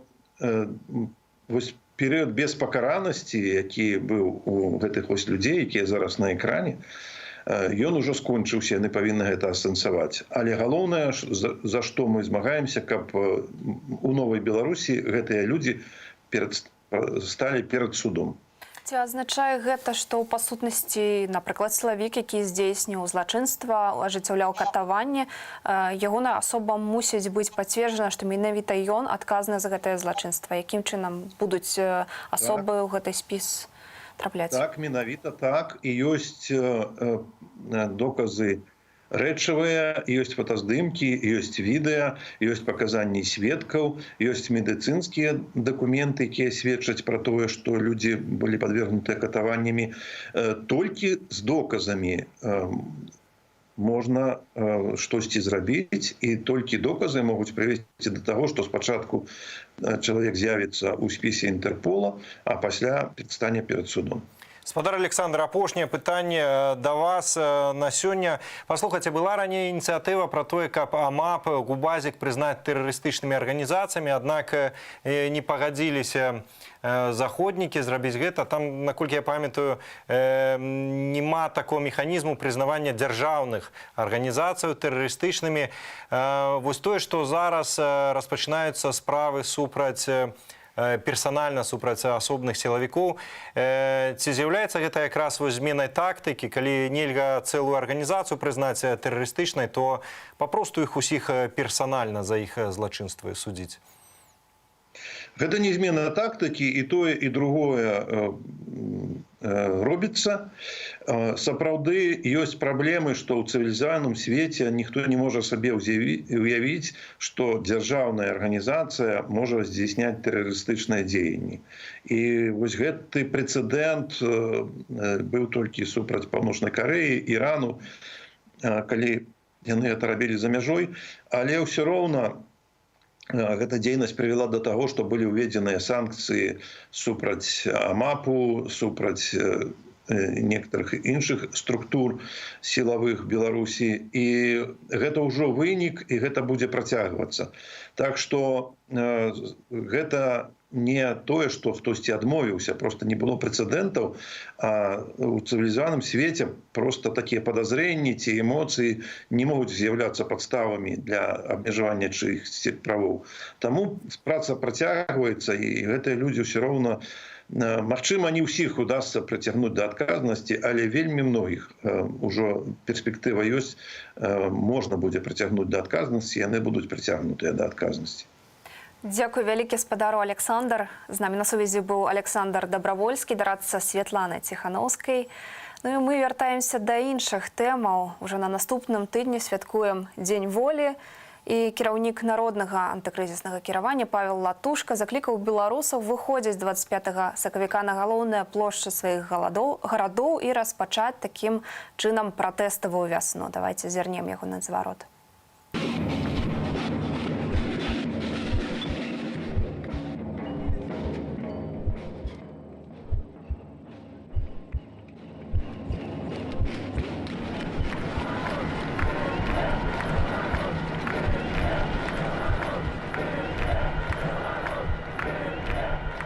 Я готов взять на себя ответственность за каждое слово, которое сейчас произнесу. Обращаюсь ко всем белорусам, чьи сердца требуют перемен. 25 марта, в День воли, выходите на центральные улицы своих городов по всей стране. Покажите, что наша воля сильнее страха. Каждый день я получаю от вас огромное количество сообщений. Читая их, я переживаю вместе с вами. Одни и те же чувства и ожидания, и все они связаны с этой весной. Все мы чувствуем, что наступает время для новой волны, волны, которая будет еще сильнее предыдущей. И сегодня многие ждут решительных и твердых слов. Мое сердце и совесть говорят, что у меня нет права молчать, пока в тюрьмах сотни невинных людей, пока сотни тысяч подвергаются репрессиям, увольнениям, находятся в вынужденной эмиграции. Я просто не могу просить вас не выходить 25 марта, потому что не могу забыть о том, насколько важен для всех нас этот день. День воли. Сказать себе «я выхожу» – это личный выбор, внутренний подвиг и ответ на внутренний диалог. Диалог, который прямо сейчас происходит у каждого из нас.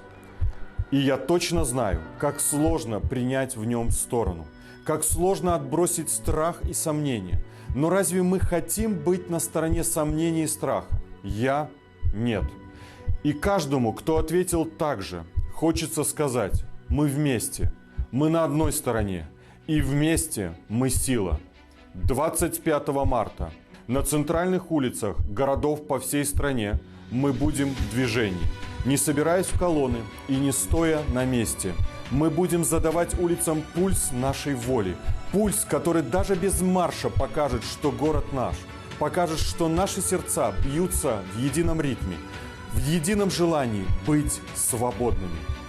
25 марта по всей стране мы начинаем протестную весну. Весну нашего освобождения.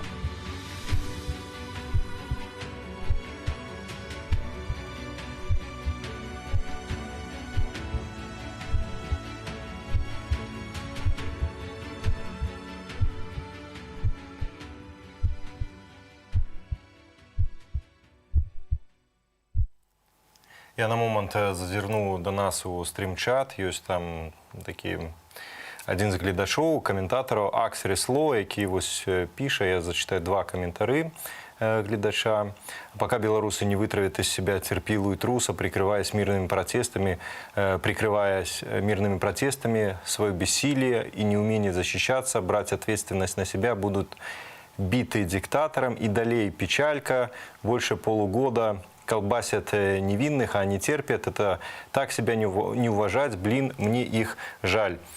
Ну, спадар Аксерис Ло, ну, калі вы прыхільнік больш радыкальных дзеянняў, чым вось іншыя людзі, якія за мірныя спосабы супраціву, то чаму вы не дзейнічаеце, альбо калі вы дзейнічаеце, напішыце, калі ласка, ў чаце, як менавіта вы дзейнічаеце. Магчыма, гэта для кагосьці стане прыкладам, бо інакш гэта выглядае, ведаеце, вельмі часта на такіх канапавых байцоў, якія вось сядзяць, і ў іх нібыта вось тыя, хто выходзіць, вешае гэтыя сцягі, рызыкуючы і свабодай сваёй, і здароўем. Нібыта гэтыя мірныя пратэстоўцы вісяць на руках папросту ў гэтых вось, радыкалаў і не даюць ім так моцна змагацца. Ніхто ж не перашкаджае, кожны змагаецца як можа. І спадзяюся, вы адпішаце нам, як вы асабіста змагаецеся. Ну а мы вернемся яшчэ раз да закліку Паўла Латушкі пра той, каб выйсці на вуліцы 25 сакавіка. Уласна, у Менску мы запыталіся ў мінакоў, як ставяцца да гэтага закліку, ці падтрымліваюць, ці не, чаму. Давайте паслухаем адказ. Это день воли, он сюда выходят люди. Ну и хватит этой власти, пора ее свергать уже. Это важно очень, и нужно поддерживать, показать, что все как бы друг за друга. И это надо. Поддерживаю, но не буду говорить почему, извините. А что такое день воли? Что мы свободные белорусы? Я поддерживаю. Я хочу нового президента. Люди, наоборот, делают намного хуже для своего же народа. Они входят, провоцируют людей, то есть наших органов, чтобы они принимали какие-то действия. Не буду комментировать. Сама я уже боюсь выходить. Это уже не жнивень. Ну, муж мой збирається вийти. Ну, думаю, що треба, звісно, вийти, але я розумію тих, хто не буде виходити, тому що, страшно. Надо, конечно, поддержать. Я думаю, не я один, там, все, наверное, поддержат. Кто за будущее Беларуси, кто хочет, конечно, вперед надо поддерживать. Надо быть одним целым, мне кажется. Надоело уже это все. Все, и он тоже. Я боюсь, что людей будут просто разгонять. Поэтому им не дадут ни выйти, не дадут ни высказать свое мнение. Если не выходить, никто не заметит, что население недовольно. Думаю, вот сугубо из-за этого я бы с удовольствием хотела, чтобы можно было не выходить и как-то мирно решить данную ситуацию, но думаю, это невозможно. Историю свою нужно уважать, помнить. Есть такая поговорка «Иван, не помнящий родства». Это и к белорусам относится. Поэтому я за. Дякую. Понимаете, если я скажу «да», это могут воспринимать как призыв к выходу, и в нашей стране это может светить статьей, скажем так. Поэтому я и не знаю, что мне ответить. Если не выходить никуда, ничего не говорить, так оно и останется, а это никому не нужно. Всем нужны перемены в любом случае. А ўжо цяпер з намі на сувязі Леў Марголін, эканаміст, і з ім мы паразмаўляем пра сітуацыю ў нашай краіне, эканамічную сітуацыю. Вядома, што рост спажывецкіх коштаў у Беларусі стаў самым высокім ад пачатку года на ўсёй тэрыторыі былога СССР. І ў прыватнасці за 2 апошнія месяцы кошты ў Беларусі павялічыліся на больш чым на 3%. Вось у лідарах таксама такія краіны, як Азербайджан, Арменія, Украіна і Грузія. Там у прынцыпе гэтыя краіны ўцягнутыя у вайну. А чаму мы апынуліся ў гэтым спісе і нават узначалілі яго? Што вы думаеце, якія могуць быць прычыны? Ну, па-першае, мы таксама знаходзімся ў стане вайны. Гэта вайна кіраўніцтва краіны з уласным народам. Гэта адна з такіх прычын. Бо як наступства гэтай вайны гэта уцёкі айцішнікаў з краіны, это напружаныя стасункі з нашымі партнёрамі на захадзе. Гэта тое, што кіраўніцтва намагаецца нешта зрабіць, абмяжоўваючы кошты, а яны ўсё роўна растуць. Вось. І гэта будзе працягвацца, пакуль у нас такая краіна, такое кіраўніцтва, такая эканамічная палітыка. Вядома, што чыноўнікі таксама занятыя пошукам дадатковых крыніц для папаўнення бюджэту. Вось у прыватнасці кіраўнік Мінфіна распавёў, што для індывідуальных прадпрымальнікаў хочуць прадугледзець нейкую падатковую нагрузку дадатковую. Як вы ацэньваеце такую прапанову? Ці нашкодзіць гэта, ці не нашкодзіць прадпрымальнікам? Бо ўсе мы памятаем 222 указ, які фактычна ледзь не знішчыў дробны бізнес у Беларусі. Ведаеце, ёсць такі трапны выраз «трышкін кафтан». Это азначае тое, што ў адным месцы трэба падрэзаць, каб у другім залатаць. Вось высілкі міністэрства фінансаў, міністэрства па налогах і па падатках і зборах, яны нагадваюць мне вось такі вось Стрыжкін кафтан. Калі няма росту эканомікі, калі няма росту прадукцыйнасці працы, то ніякага падвышэння налогавых паступленняў не можа быць. А ўсё тое, што яны наскрабуць там па сусеках, гэта ніякага такого не з'яўляецца рашэннем асноўнай праблемы. Таму для гэтага можна ставіцца толькі з усмешкай. Нічога з гэтага не выйдзе станоўча. Послухайте, а у меня до вас такое питание. Все мы памятаем, недавно так гучно прогучало, что у Александры Герасимени забирают яе дом у Беларуси. А тут было питание у моей коллеги про то, что новые поборы для бізнесу придумывают. Ці дайшла Беларусь уже до такого стану, калі, по сутнасці, адзінай крыніцай папаўнення бюджэту будзе па сутнасці дзяржаўны рэкет. Ці яшчэ не? Ну, я думаю, што дайшла, але справа ў тым, што дзяржаўны рэкет, як бы на яго не спадзявацца, ён не можа быць крыніцай папаўнення дзяржаўных скарбонак. Бо гэта вельмі такія тоненькія ручайкі для грошай. Ну, што такое, скажам, нават адабраць дом у Герасимені і прадаць яго? Хіба гэта вырашыць нейкія пытанні? Ну так, кожны намагаецца паказаць на сваім месцы, што ён не проста сядзіць, ён нешта робіць. Але гэта мае такі трапны назоў, гэта імітацыя кіпучай дзейнасці. Больш, чым імітацыя, больш, чым спроба паказаць таму, хто ўверсе, што я нешта раблю, і не сяжу на сваім месцы, больш гэта нічым не з'яўляецца. І таму крыніцай паступлення ў бюджэт таксама быць не можа. Паслухайце, спадар Леў, а вось таксама такое пытанне, калі ісці да пратэстаў, все-таки людзі ў жніўні ў 2020 годзе выйшлі на першыя за годнасці, пратэстуючы супраць фальсіфікацыі, пратэстуючы супраць гэтага хамства, прыніжэнняў, адсутнасці перспектываў. Аднак все-таки вялікая частка беларусаў тады не выходзіла актыўна змагацца за лепшае жыццё, і тады ўжо пачалі гаварыць, што магчыма, што і выведзе людзей на вуліцы, дык гэта пустыя лядоўні, гэта абсалютны эканамічны крызіс. Наколькі ввогуле гэта рэальны сцэнар, што пустыя лядоўні выведуць усё-таки тых беларусаў, якія не пратэставалі цягам апошніх 7 месяцаў, ці варта на гэта разлічваць? Безумоўна, калі гаварыць пра спрэчку лядоўні з тэлевізарам, то, безумоўна, лядоўня перамагае. Але трэба ўлічваць, што эканоміка – гэта вельмі такая, інертная справа. Не так лёгка яе абрынуць. Але хочаш, не хочаш, эканамічны стан краіны будзе пагаршацца, і гэта ўсё больш будзе падштурхоўваць людзей да пратэсту, бо трэба нешта есці самім, трэба карміць дзяцей. І той страйк, які не адбыўся масавы, скажам так, па восені 2020 года, вельмі верагодна, што ён можа адбыцца ўлетку 2021 года. Адну з прычынаў заняпаду эканоміцы вы ўжо адзначалі кепскае кіраванне, але на працягу некалькіх дзесяцігоддзяў ўжо гэта працягваецца, тым не менш неяк на плыву удавалася ўтрымліваць пэўны ўзровень эканомікі. Што цяпер здарылася? Ці бачыце прычыны ў тым, што зменшылася поток крэдытаў, напрыклад, у беларускую эканоміку? Магчыма, санкцыі ўжо далі нейкі ўплыў? І у чым такія больш глыбінныя прычыны бачыце пагаршэння сітуацыі апошнія некалькі месяцаў? Ну, па-першае, пагаршаецца сітуацыя ў свеце. Ужо няма тых коштаў на нафту, якія былі, скажем, 5-10 гадоў таму. Гэта значыць, што пазіцыя Расіі пагоршылася, яна ўжо не можа так раскідавацца грашыма, як яна рабіла раней. Вось.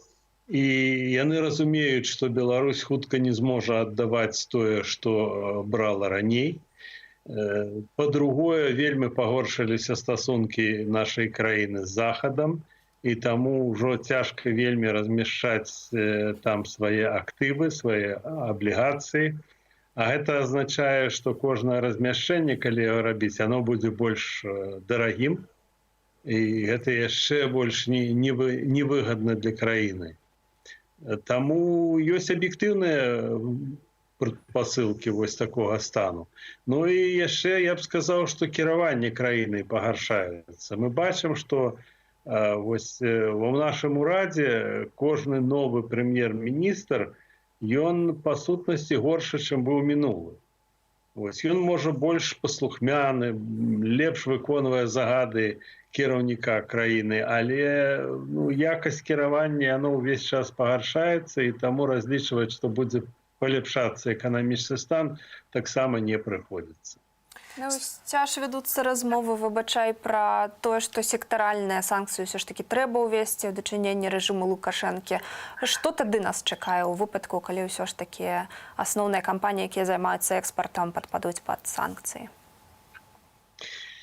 Ну, гэта вельмі такое складанае і спрэчнае пытанне, бо тут перасякаюцца інтарэсы і краіны ў цэлым, і вось гэта пулу, скажем так, прэзідэнцкіх прадпрымальнікаў, і што тут больш, што тут горш, сказаць вельмі цяжка. Таму я думаю, што трэба, каб здарылася нешта вельмі такое важнае, каб все ж такі заходнія краіны перайшлі да сектаральных санкцыяў. Бо ніхто не можа так дакладна падлічыць, як гэтыя санкцыі могуць адбіцца на простых беларусах. Бо тыя прадпрыемствы, якія пазбавяцца экспарта, там жа працуюць нашы з вамі людзі.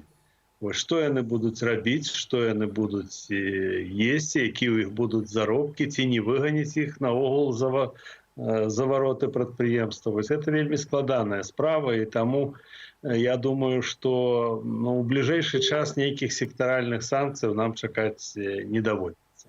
Спадар Леў, апошняе пытанне да вас. Усе мы ведаем, што Лукашенка, як той клешч, заўсёды сядзеў на гэтых пазыках, чужых крэдытах, найперш расійскіх.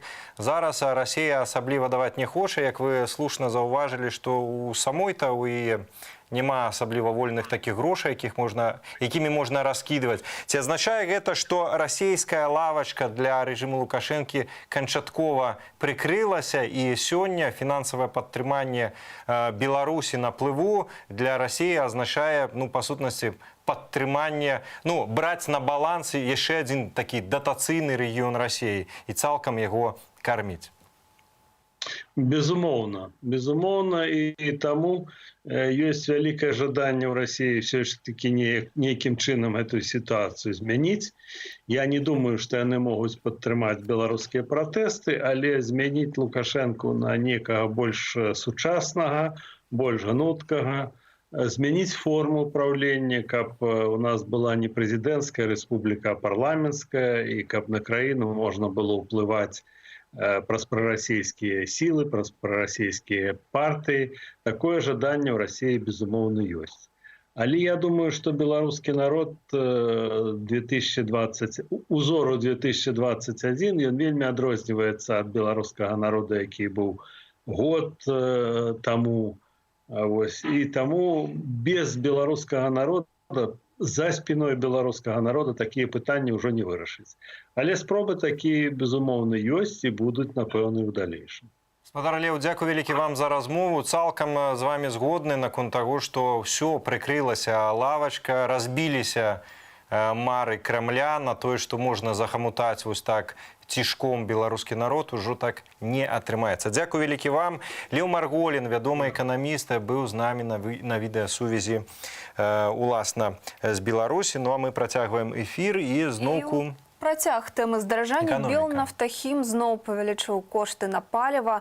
Ужо 7-й раз сёлета. Давайте зірнем, што пра гэта думаюць самыя беларусы. Очень плохо, конечно, что каждую неделю уже начинается это фестопляск. Ну а что еще можно сказать?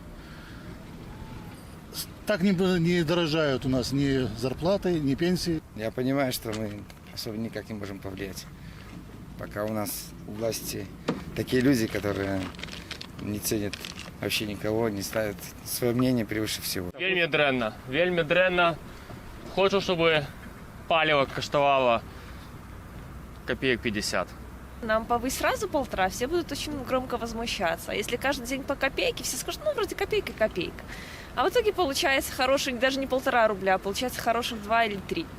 Поэтому, ну, это чтобы не раздражать людей лишний раз. Сколько можно это терпеть?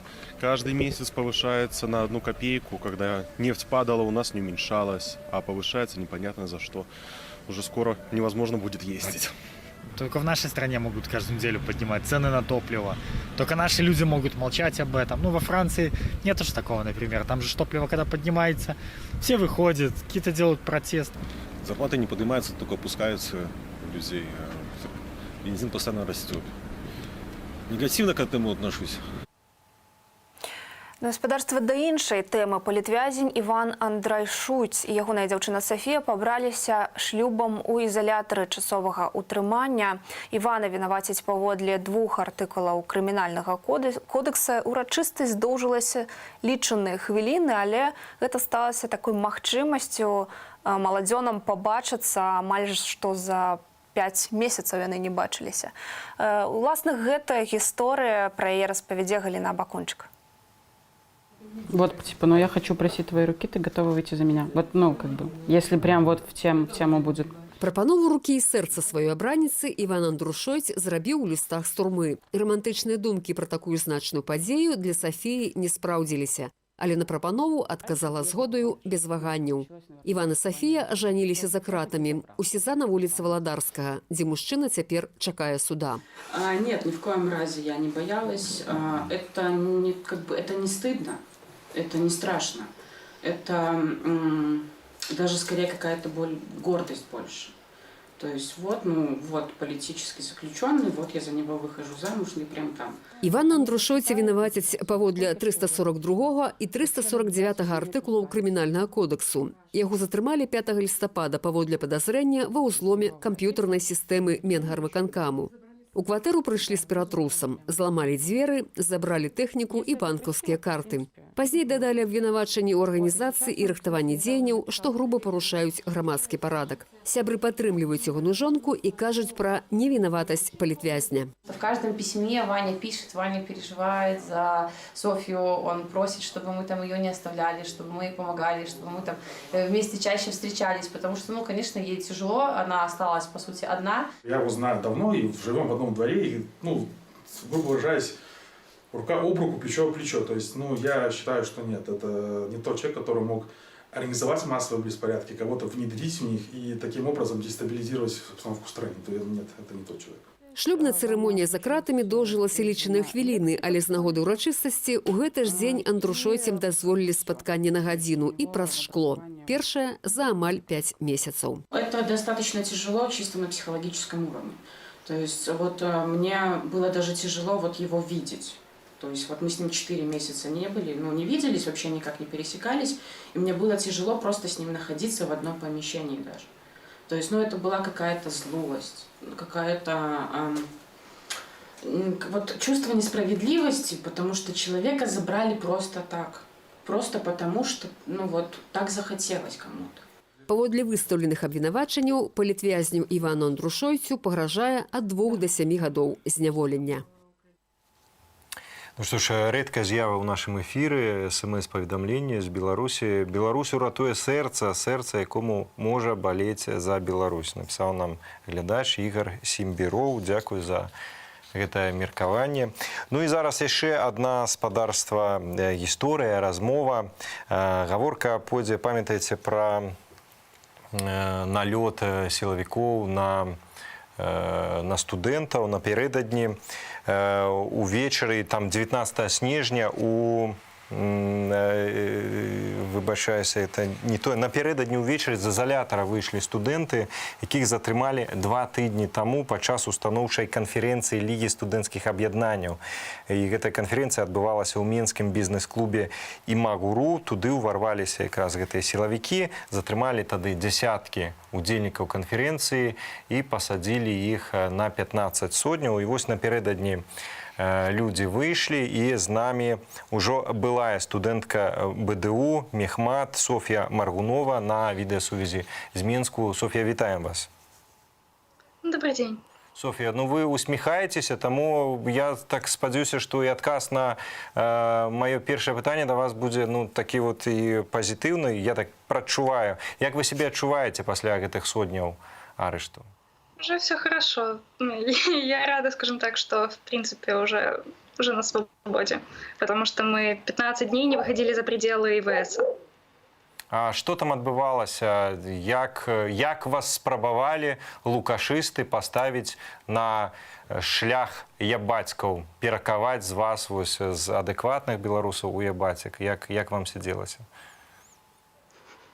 Ну, в принципе, наверное, как и всем так называемым политическим задержанным, кто сидит на Крестина.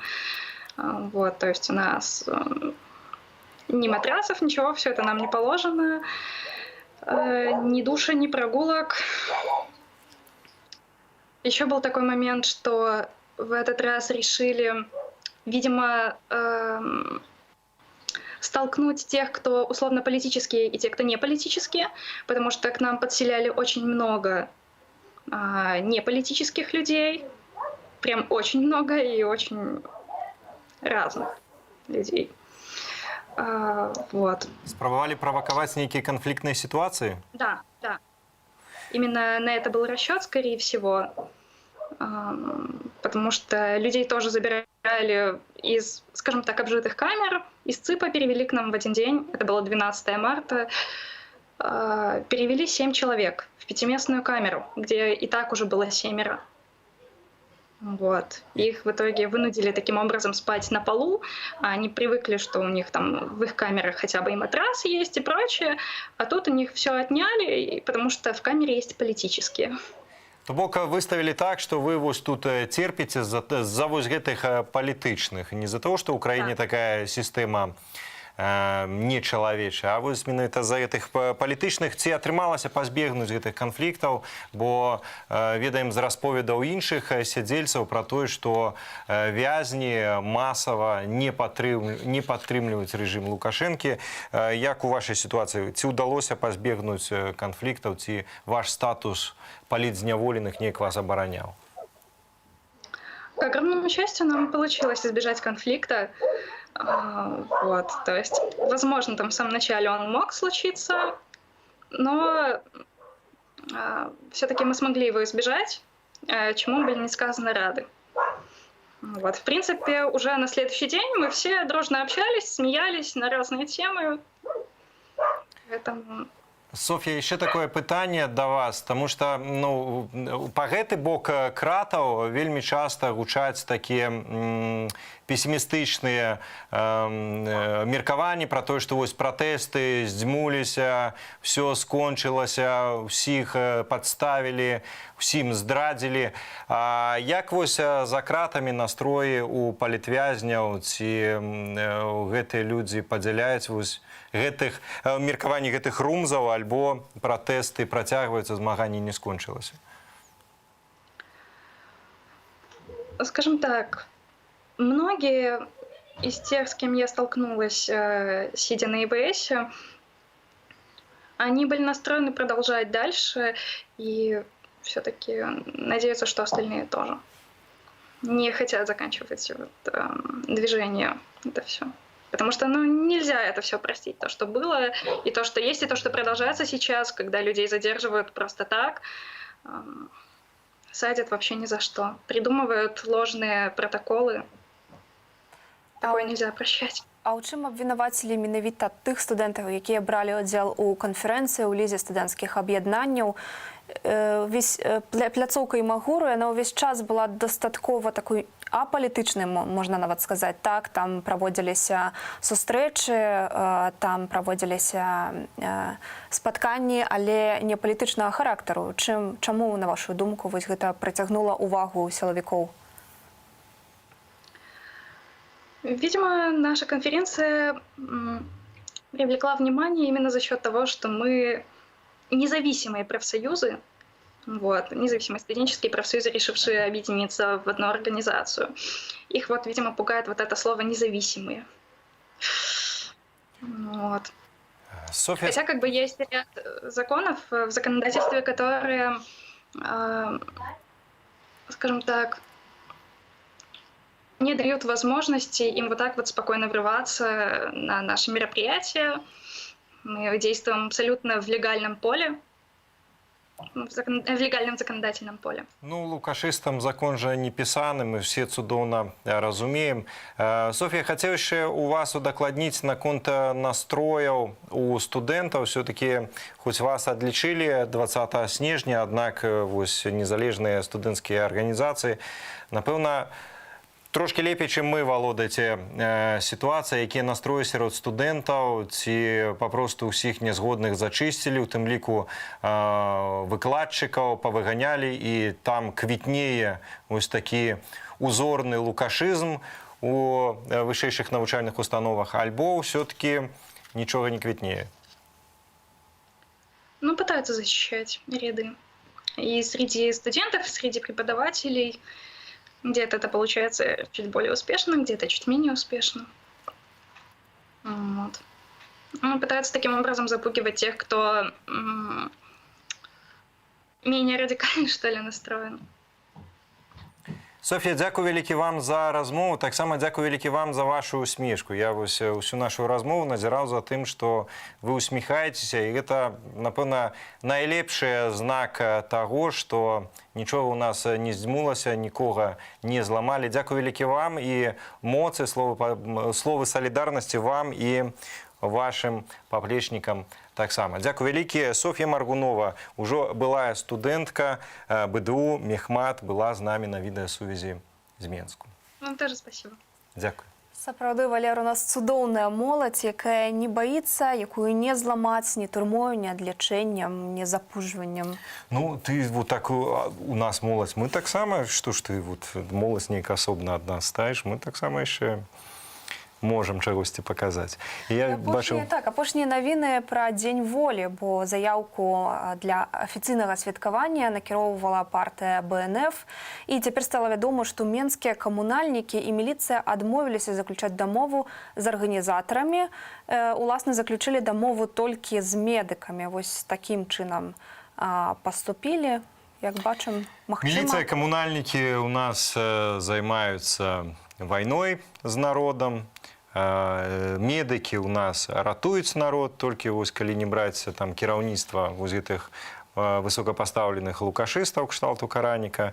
Ну, як бы вось яно і відавочна, хто за каго. Адныя замест таго, каб займацца сваімі прафесійнымі абавязкамі, займаюцца рэпрэсіямі супраць грамадзянаў. І тут гаворка не толькі пра міліцыю, а і пра тых жа камунальнікаў, якія бегаюць, вось яны з цягамі, з тушкамі займаюцца, надпісамі у пад'ездах, а ў той час, калі вся камунальная сістэма краіны, ну, яна жадае, пакідае жадаць лепшага, ну, ім не да гэтага. З сумам можна назіраць і тое, як МНС таксама прыцягваюць да вайны з народам, калі людзі, якія пакліканыя ратаваць суграмадзянаў, займацца надзвычайнымі сітуацыямі, для іх надзвычайнай сітуацыі робіцца нацыянальны сцяг дзесьці вывешаны, вось яны едуць, і такая вось нацыянальная ганьба, па сутнасці, атрымліваецца, едуць, ваююць з гэтымі сцягамі.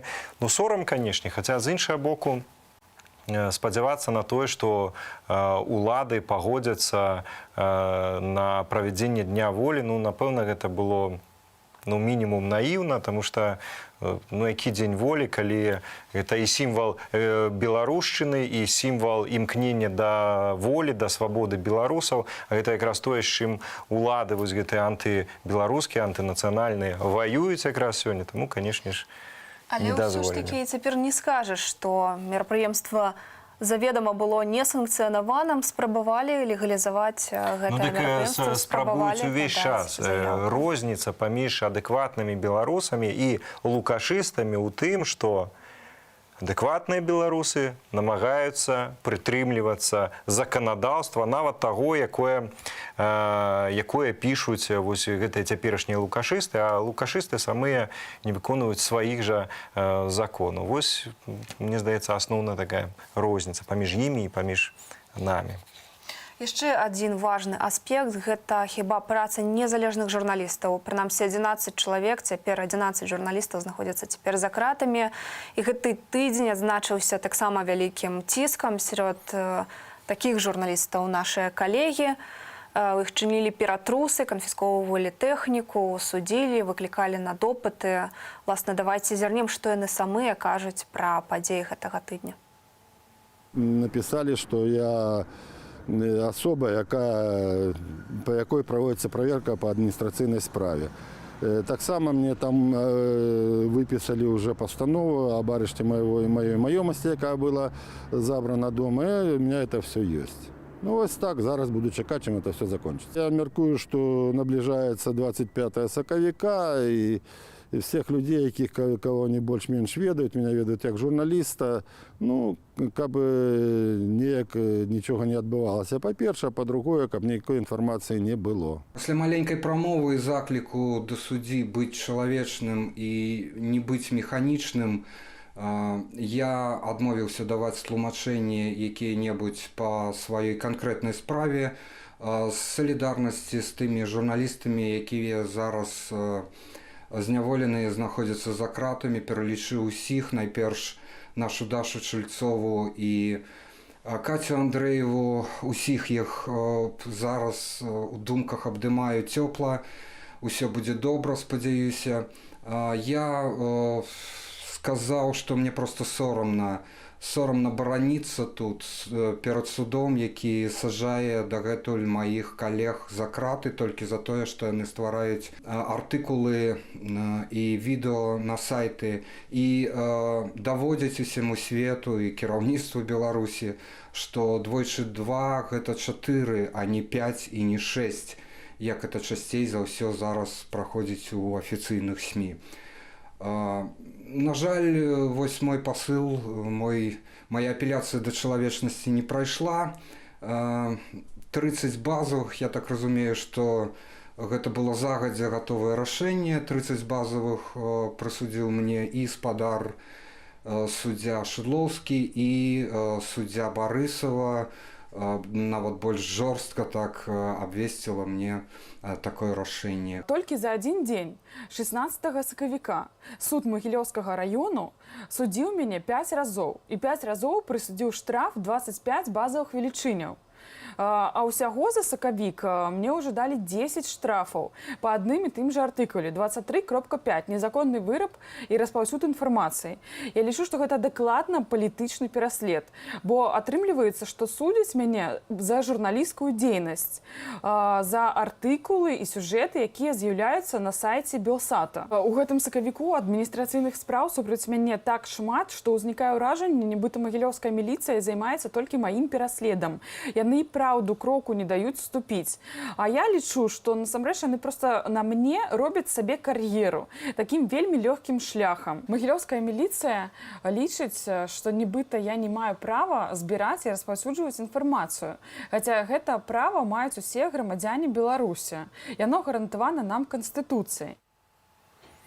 Мы зараз працягнем тэму журналістаў Белсату. Адзін я хацеў все-таки адрэагаваць на у нас такі завочны дыялог атрымліваецца з адным з каментатараў у стрім-чаце, Аксель Сло.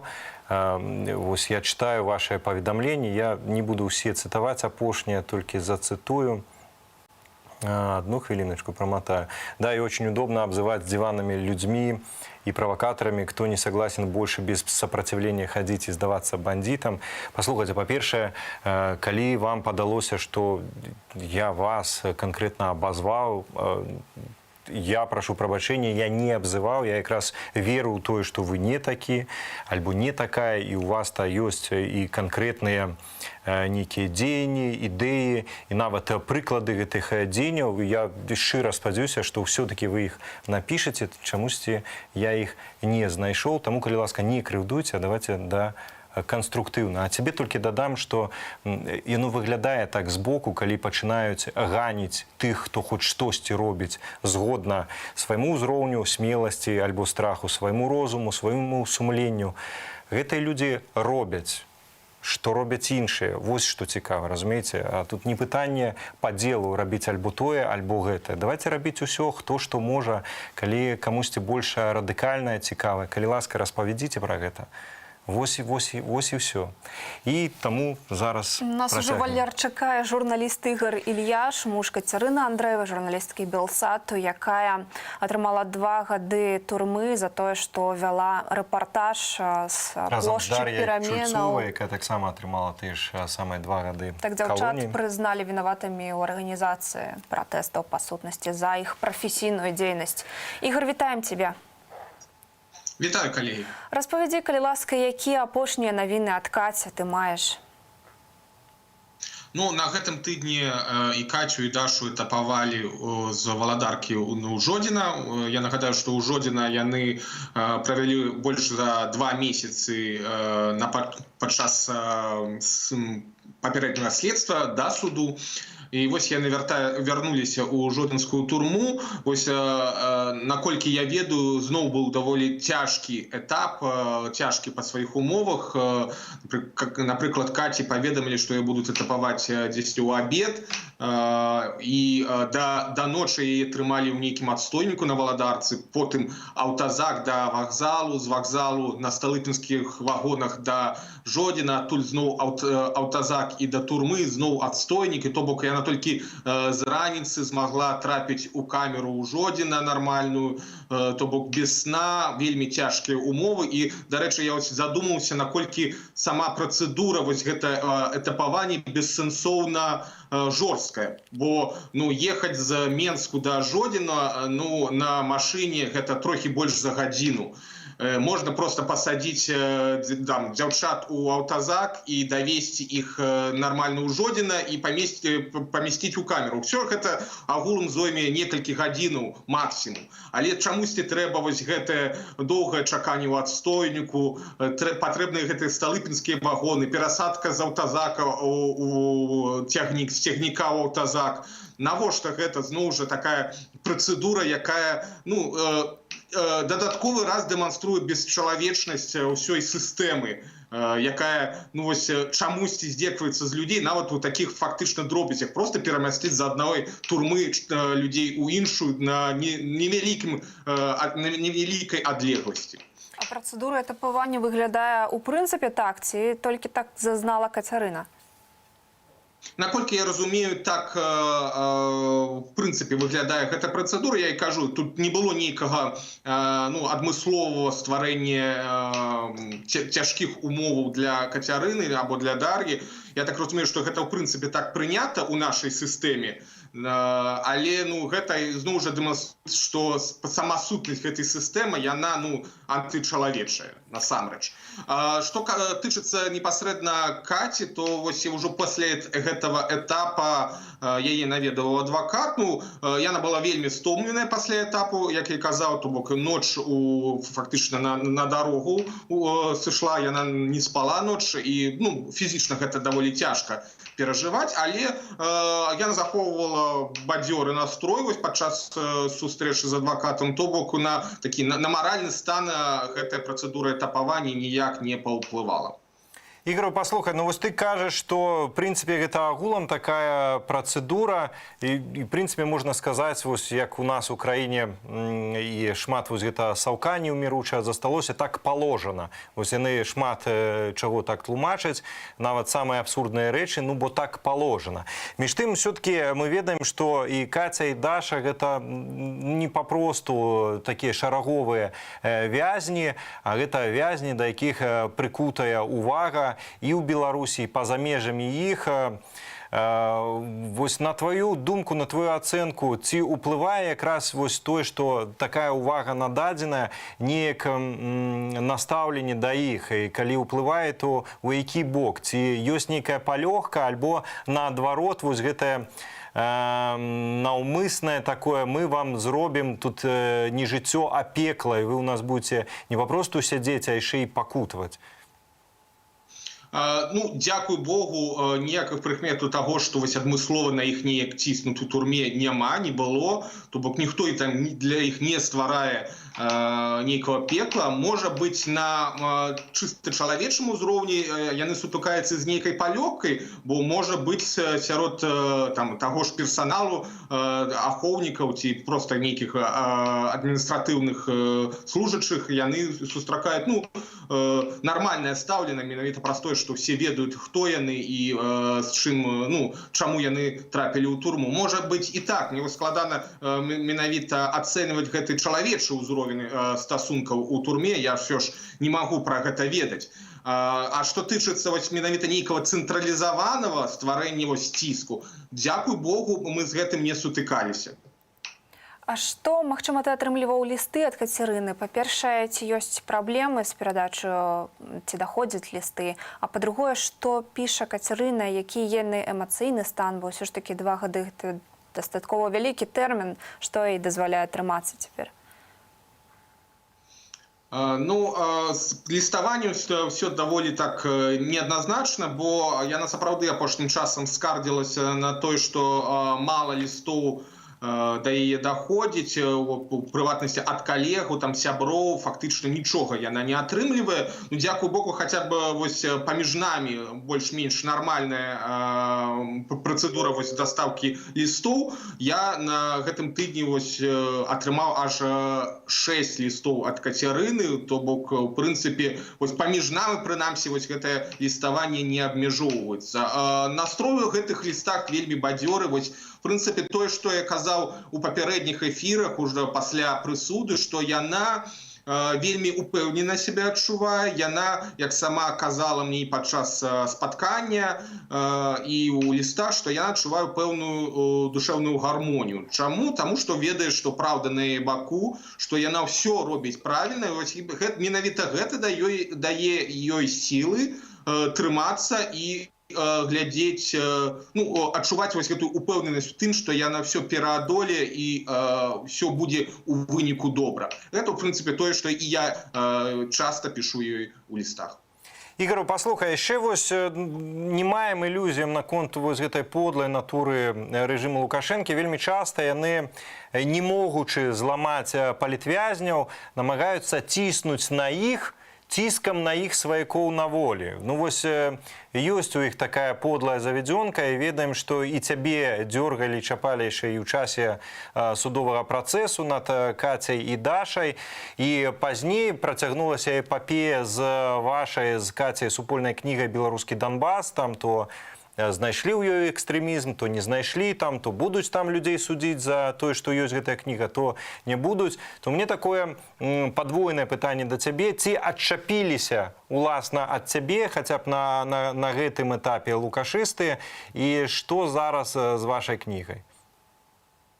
Ну, па-першае, я думаю, што не адчапіліся і ні ад каго не адчапіліся, бо сёння ніводны беларус не можа адчуваць сябе ў бяспецы у лукашэнкаўскай дзяржаве, і тым больш не можа прадстаўнік незалежных медыяў, незалежных СМІ адчуваць сябе ў бяспецы. Таму, ну, тут адказ відавочны. Што тычыцца кнігі «Беларускі Донбас», то вось на наступным тыдні будзе вельмі важнае судовае паседжанне, прызнанне гэтай кнігі экстрэмісцкай і ўнесенне яе ў гэты адзіны рэспубліканскі спіс экстрэмісцкай прадукцыі. Вось на гэтым тыдні у пятніцу судзілі Романа Васюковіча, корэспандэнта телеканала «Настоящее время». Ён у выніку протакол адправілі на дапрацаванне менавіта таму, што в прынцыпе вось гэтая кніга дагэтуль не прызнаная экстрэмісцкай і незразумела ў прынцыпе, чаго яго судзілі, чаму быў складзены протакол. Ён вёз проста кніжку, яе на той момант ніхто не прызнаваў, нават не падазраваў у экстрэмізме. І чаму чалавека за гэта трэба было наогул дзёргаць і судзіць, ну гэта незразумела, гэта нейкі абсурд. Іншая справа будзе з прызнаннем кнігі экстрэмісцкай афіцыяльна, ўнесенне яе ў спіс экстрэмісцкай прадукцыі. Мы паглядзім, шчыра кажучы, я не маю ілюзію на гэты конт і думаю, што там на 99,9% яе сапраўды прызнаюць экстрэмісцкай, раз ужо взяліся, відавочна ёсць нейкі пэўны заказ спецслужбаў, то хутчэй за ўсё яе і прызнаюць. чым гэта нам пагражае з Каці, ну, фармальна прызнанне кнігі экстрэмісцкай аўтаматычна не нясе ніякіх наступстваў для нас. То бок не было, в прынцыпе, яшчэ прэцэдэнтам, каб нейкую кнігу ці нейкую прадукцыю інфармацыйную прызналі экстрэмісцкай, а потым аўтара прыцягвалі там да крымінальнай адказнасці постфактум, то бок ужо пасля таго, як прызналі экстрэмісцкай. То бок або ён распаўсюджвае там, неяк папулярызуе гэтую кніжку ці інфармацыйную прадукцыю ўжо пасля прызнання экстрэмісцкай, тады ну ёсць нейкія падставы яго пераследаваць. А калі нічога такога няма, то ну проста прызнаюць экстрэмісцкай, і калі ты яе не распаўсюджваеш, то в прынцыпе пытання да табе ніякіх няма. Добры прыклад гэта гісторыя альбома «Прэс-фота Беларусь 2012», калі прызналі вось працы беларускіх фотографаў экстрэмісцкай, але ну, для саміх фотографаў гэта не мела ніякіх наступстваў. І з іншого боку, я сказаў, што такіх прэцэдэнтаў яшчэ не было, каб потым пераследавалі чалавека пасля ўнясення ягонай працы ў спіс экстрэмісцкай прадукцыі. Але ж з улікам таго правового дефолта, які ми назираємо в Україні, меня нічого не здзівіць. Я не выключаю, што гэта можа стаць пэўнай нагодай, фармальнай падставай для дадаткового палітычнага пераследавання. Ну і сапраўды, з прэцэдэнтамі у лукашыстаў ніколі не было праблем. Вось наконт кніг мне адразу узгадваецца, як за кнігі беларускіх класікаў хапалі пенсіянерак і кідалі за краты, то бок няма у лукашыстаў з гэтым праблем, затое у беларускага народа ёсць праблемы з лукашыстамі. Ігор, дзякуй вялікі табе за размову. Таксама зноўку ж прымі словы салідарнасці, падтрымання ад нас з Юлі, таксама ад усяго калектыву Белсату, і перадавай таксама і астатнім сваякам Каці, Дашы. Трымайцеся, мы вельмі спадзяемся, што гэты жах у Беларусі скончыцца як мага хутчэй, і, канечне ж, Каця і Даша выйдуць на волю. Дзякуй вялікі. Гэта быў Ігор Ільяш, наш калега, журналіст, таксама пісьменнік, расследавальнік і муж Кацярыны Андрэевай. Ну, а ўласна, канечне ж, гаворка не толькі пра Кацю, але і пра Дашу. Як даходзяць лісты, што ўвогуле Даша Шульцова піша з турмы. Пра гэта ўсё распавяла нам маці нашай каляжанкі Наталья Терабеленко. Давайте послухаем. Сегодня я получила от нее письмо, хотя я эту новость уже знала, что их перевезли в Жодино. Ну, она 16 числа письмо отправила, сегодня я его получила. А мы узнали, что их перевезли 18 числа, когда Ильяш пошел передавать Кате передачу, и тут уже началась суета, что девочек, наверное, перевезли. И я подключила человека, сходили, узнали точно, что обе 16-го были этапированы в Жодино с Володарского. Ну а так, письмо было до этого, я получила еще в среду. Ну, так пишет, что вроде бы как более или менее, как она написала мне. Стараемся что-то как-то поддерживать и посылками, и передачами. Ее подруга 16 числа ходила, ей передачу относила, поэтому мы очень волновались. И до сих пор не знаем, получила она передачу или нет, потому что 16-го она передала, и 16-го ее должны были этапировать.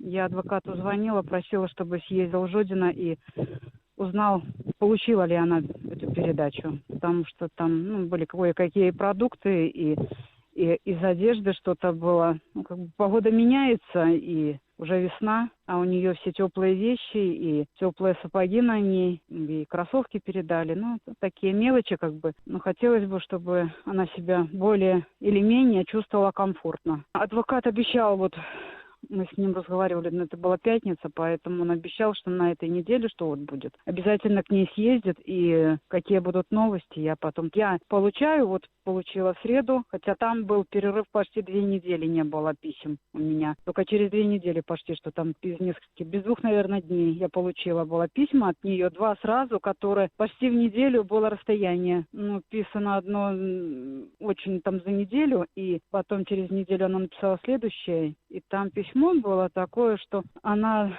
просила что-то мне, чтобы я ей передала, передачей. И это письмо было задержано. Я так понимаю, чтобы давление было, чтобы она что-то получила в передаче как можно попозже. И адвокат уже к ней сходил, и мы через адвоката узнали быстрее, чем пришло письмо. Поэтому то, что она просила, мы передали уже не так быстро, получается. Все равно давление идет. Гаспадарства, вось такія навіны ад маці Дар'і Чульцовай. Безумоўна, будзем спадзявацца, што дзяўчынкі захаваюць тую бадзёрасць духу і будуць трымацца надалей. Гаспадарства, царква «Новае жыццё» ў Менску, будынак якой забралі ўлады, зноў выйшлі на малітву да сцен сваёй святыні. Нагадаю гэтую гісторыю, бо некалі былы кароўнік аднавілі вернікі, зрабілі з яе царкву, а ўлады неаднаразова спрабавалі забраць царкву і канчаткова вось забралі, калі прыхажане новага жыцця выказваліся ў падтрымку незалежных сілаў супраць Александра Лукашэнкі. Гэта, дарэчы, такая завядзёнка ў Беларусі. Неаднаразова такое бывала, што нават не толькі калі гаворка пра вернікаў, і ў бізнесе здаралася, што аддавалі якому-небудзь мясцоваму інвестару, бізнесоўцу якую-небудзь халупу, ён укладваў туды мільёны даляраў і аднаўляў, рабіў з гэта цукерачку, і потым улады прыходзілі і казалі, што так, альбо ты нам по-добраму аддавай, альбо сядзеш у турму, мы ўсё роўна забярэм, бо задняй датай там штосьці зменім, і гэта ўсё ты атрымаў незаконна. Такія гісторыі, на жаль, у Беларусі не адзінкавыя. Між тым, вось з апошніх навінаў хацелася адзначыць невядомыя. Затрымалі лідара сацыял-дэмакратаў Ігора Барысава. Гаворка пра лідара беларускай сацыял-дэмакратычнай партыі, які не выходзіць на сувязь, і яго забралі, схапілі умоўна невядомыя на вачах у жонкі і маленькае дзіцяці. Ён выйшаў, Ігар выйшаў пагуляць з дзіцём, яго забралі. Хто гэта быў? Напэўна, гэта вось тыя, хто чамусьці называецца сілавікамі. Таксама трэба адзначыць, што сацыял-дэмакраты – гэта адна з трох партый разам з партыяй БНФ і рухам за свабоду, якія падавалі ўласна заяўку на святкаванне Дня волі ў Менску. Як мы ўжо казалі раней, заяўку адкінулі, там міліцыя не пагадзілася, камунальнікі там не пагадзіліся, толькі медыкі пагадзіліся. Вось хто ў нас з народам. І на дадзены момант дакладна все-таки невядома, там больш падрабязна пра затрыманне Ігора Барысава. Між тым, у працяг тэмы справядлівасці закону ў Беларусі, ось народныя новасці Віцебска, ось цікавая такая нотатка, еще с раницы открыл на початку стрима. Обстрелявший милицейскую машину парень получил более мягкое наказание, чем оставивший негативный комментарий в соцсетях. И говорка про историю, когда жыхар Полацку на подпитку обстрелял с балкону припаркованный автомобиль, патрульный милицейский автомобиль. Ему дали толькі штраф і грамадскія справы, а вось жыхар Віцебска, які аблаяў міліцыянта ў соцсетках, яго адправілі на 2 гады на хімію.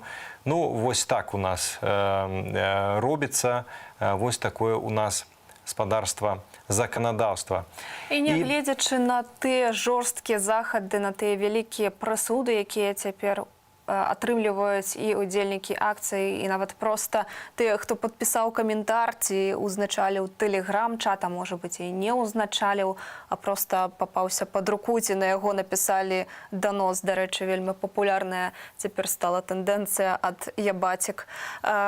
Усё ж такі трываюць лакальныя пратэсты, і сёння ў Менску ў Серабранцы прайшла акцыя на трактарным заводзе. У Полацку, Белаазёрску, вось пра такія, прынамсі, 4 лакальныя акцыі вядома у сённяшнюю нядзелю.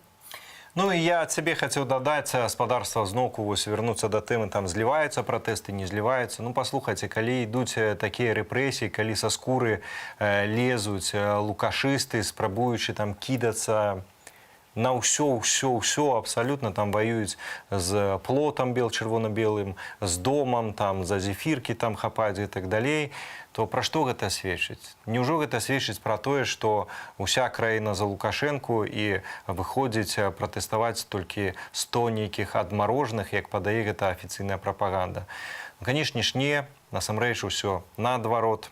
Ёсць лукашысты, ёсць беларускі народ, і гэты беларускі народ не хоча больш, каб лукашысты кіравалі Беларусю.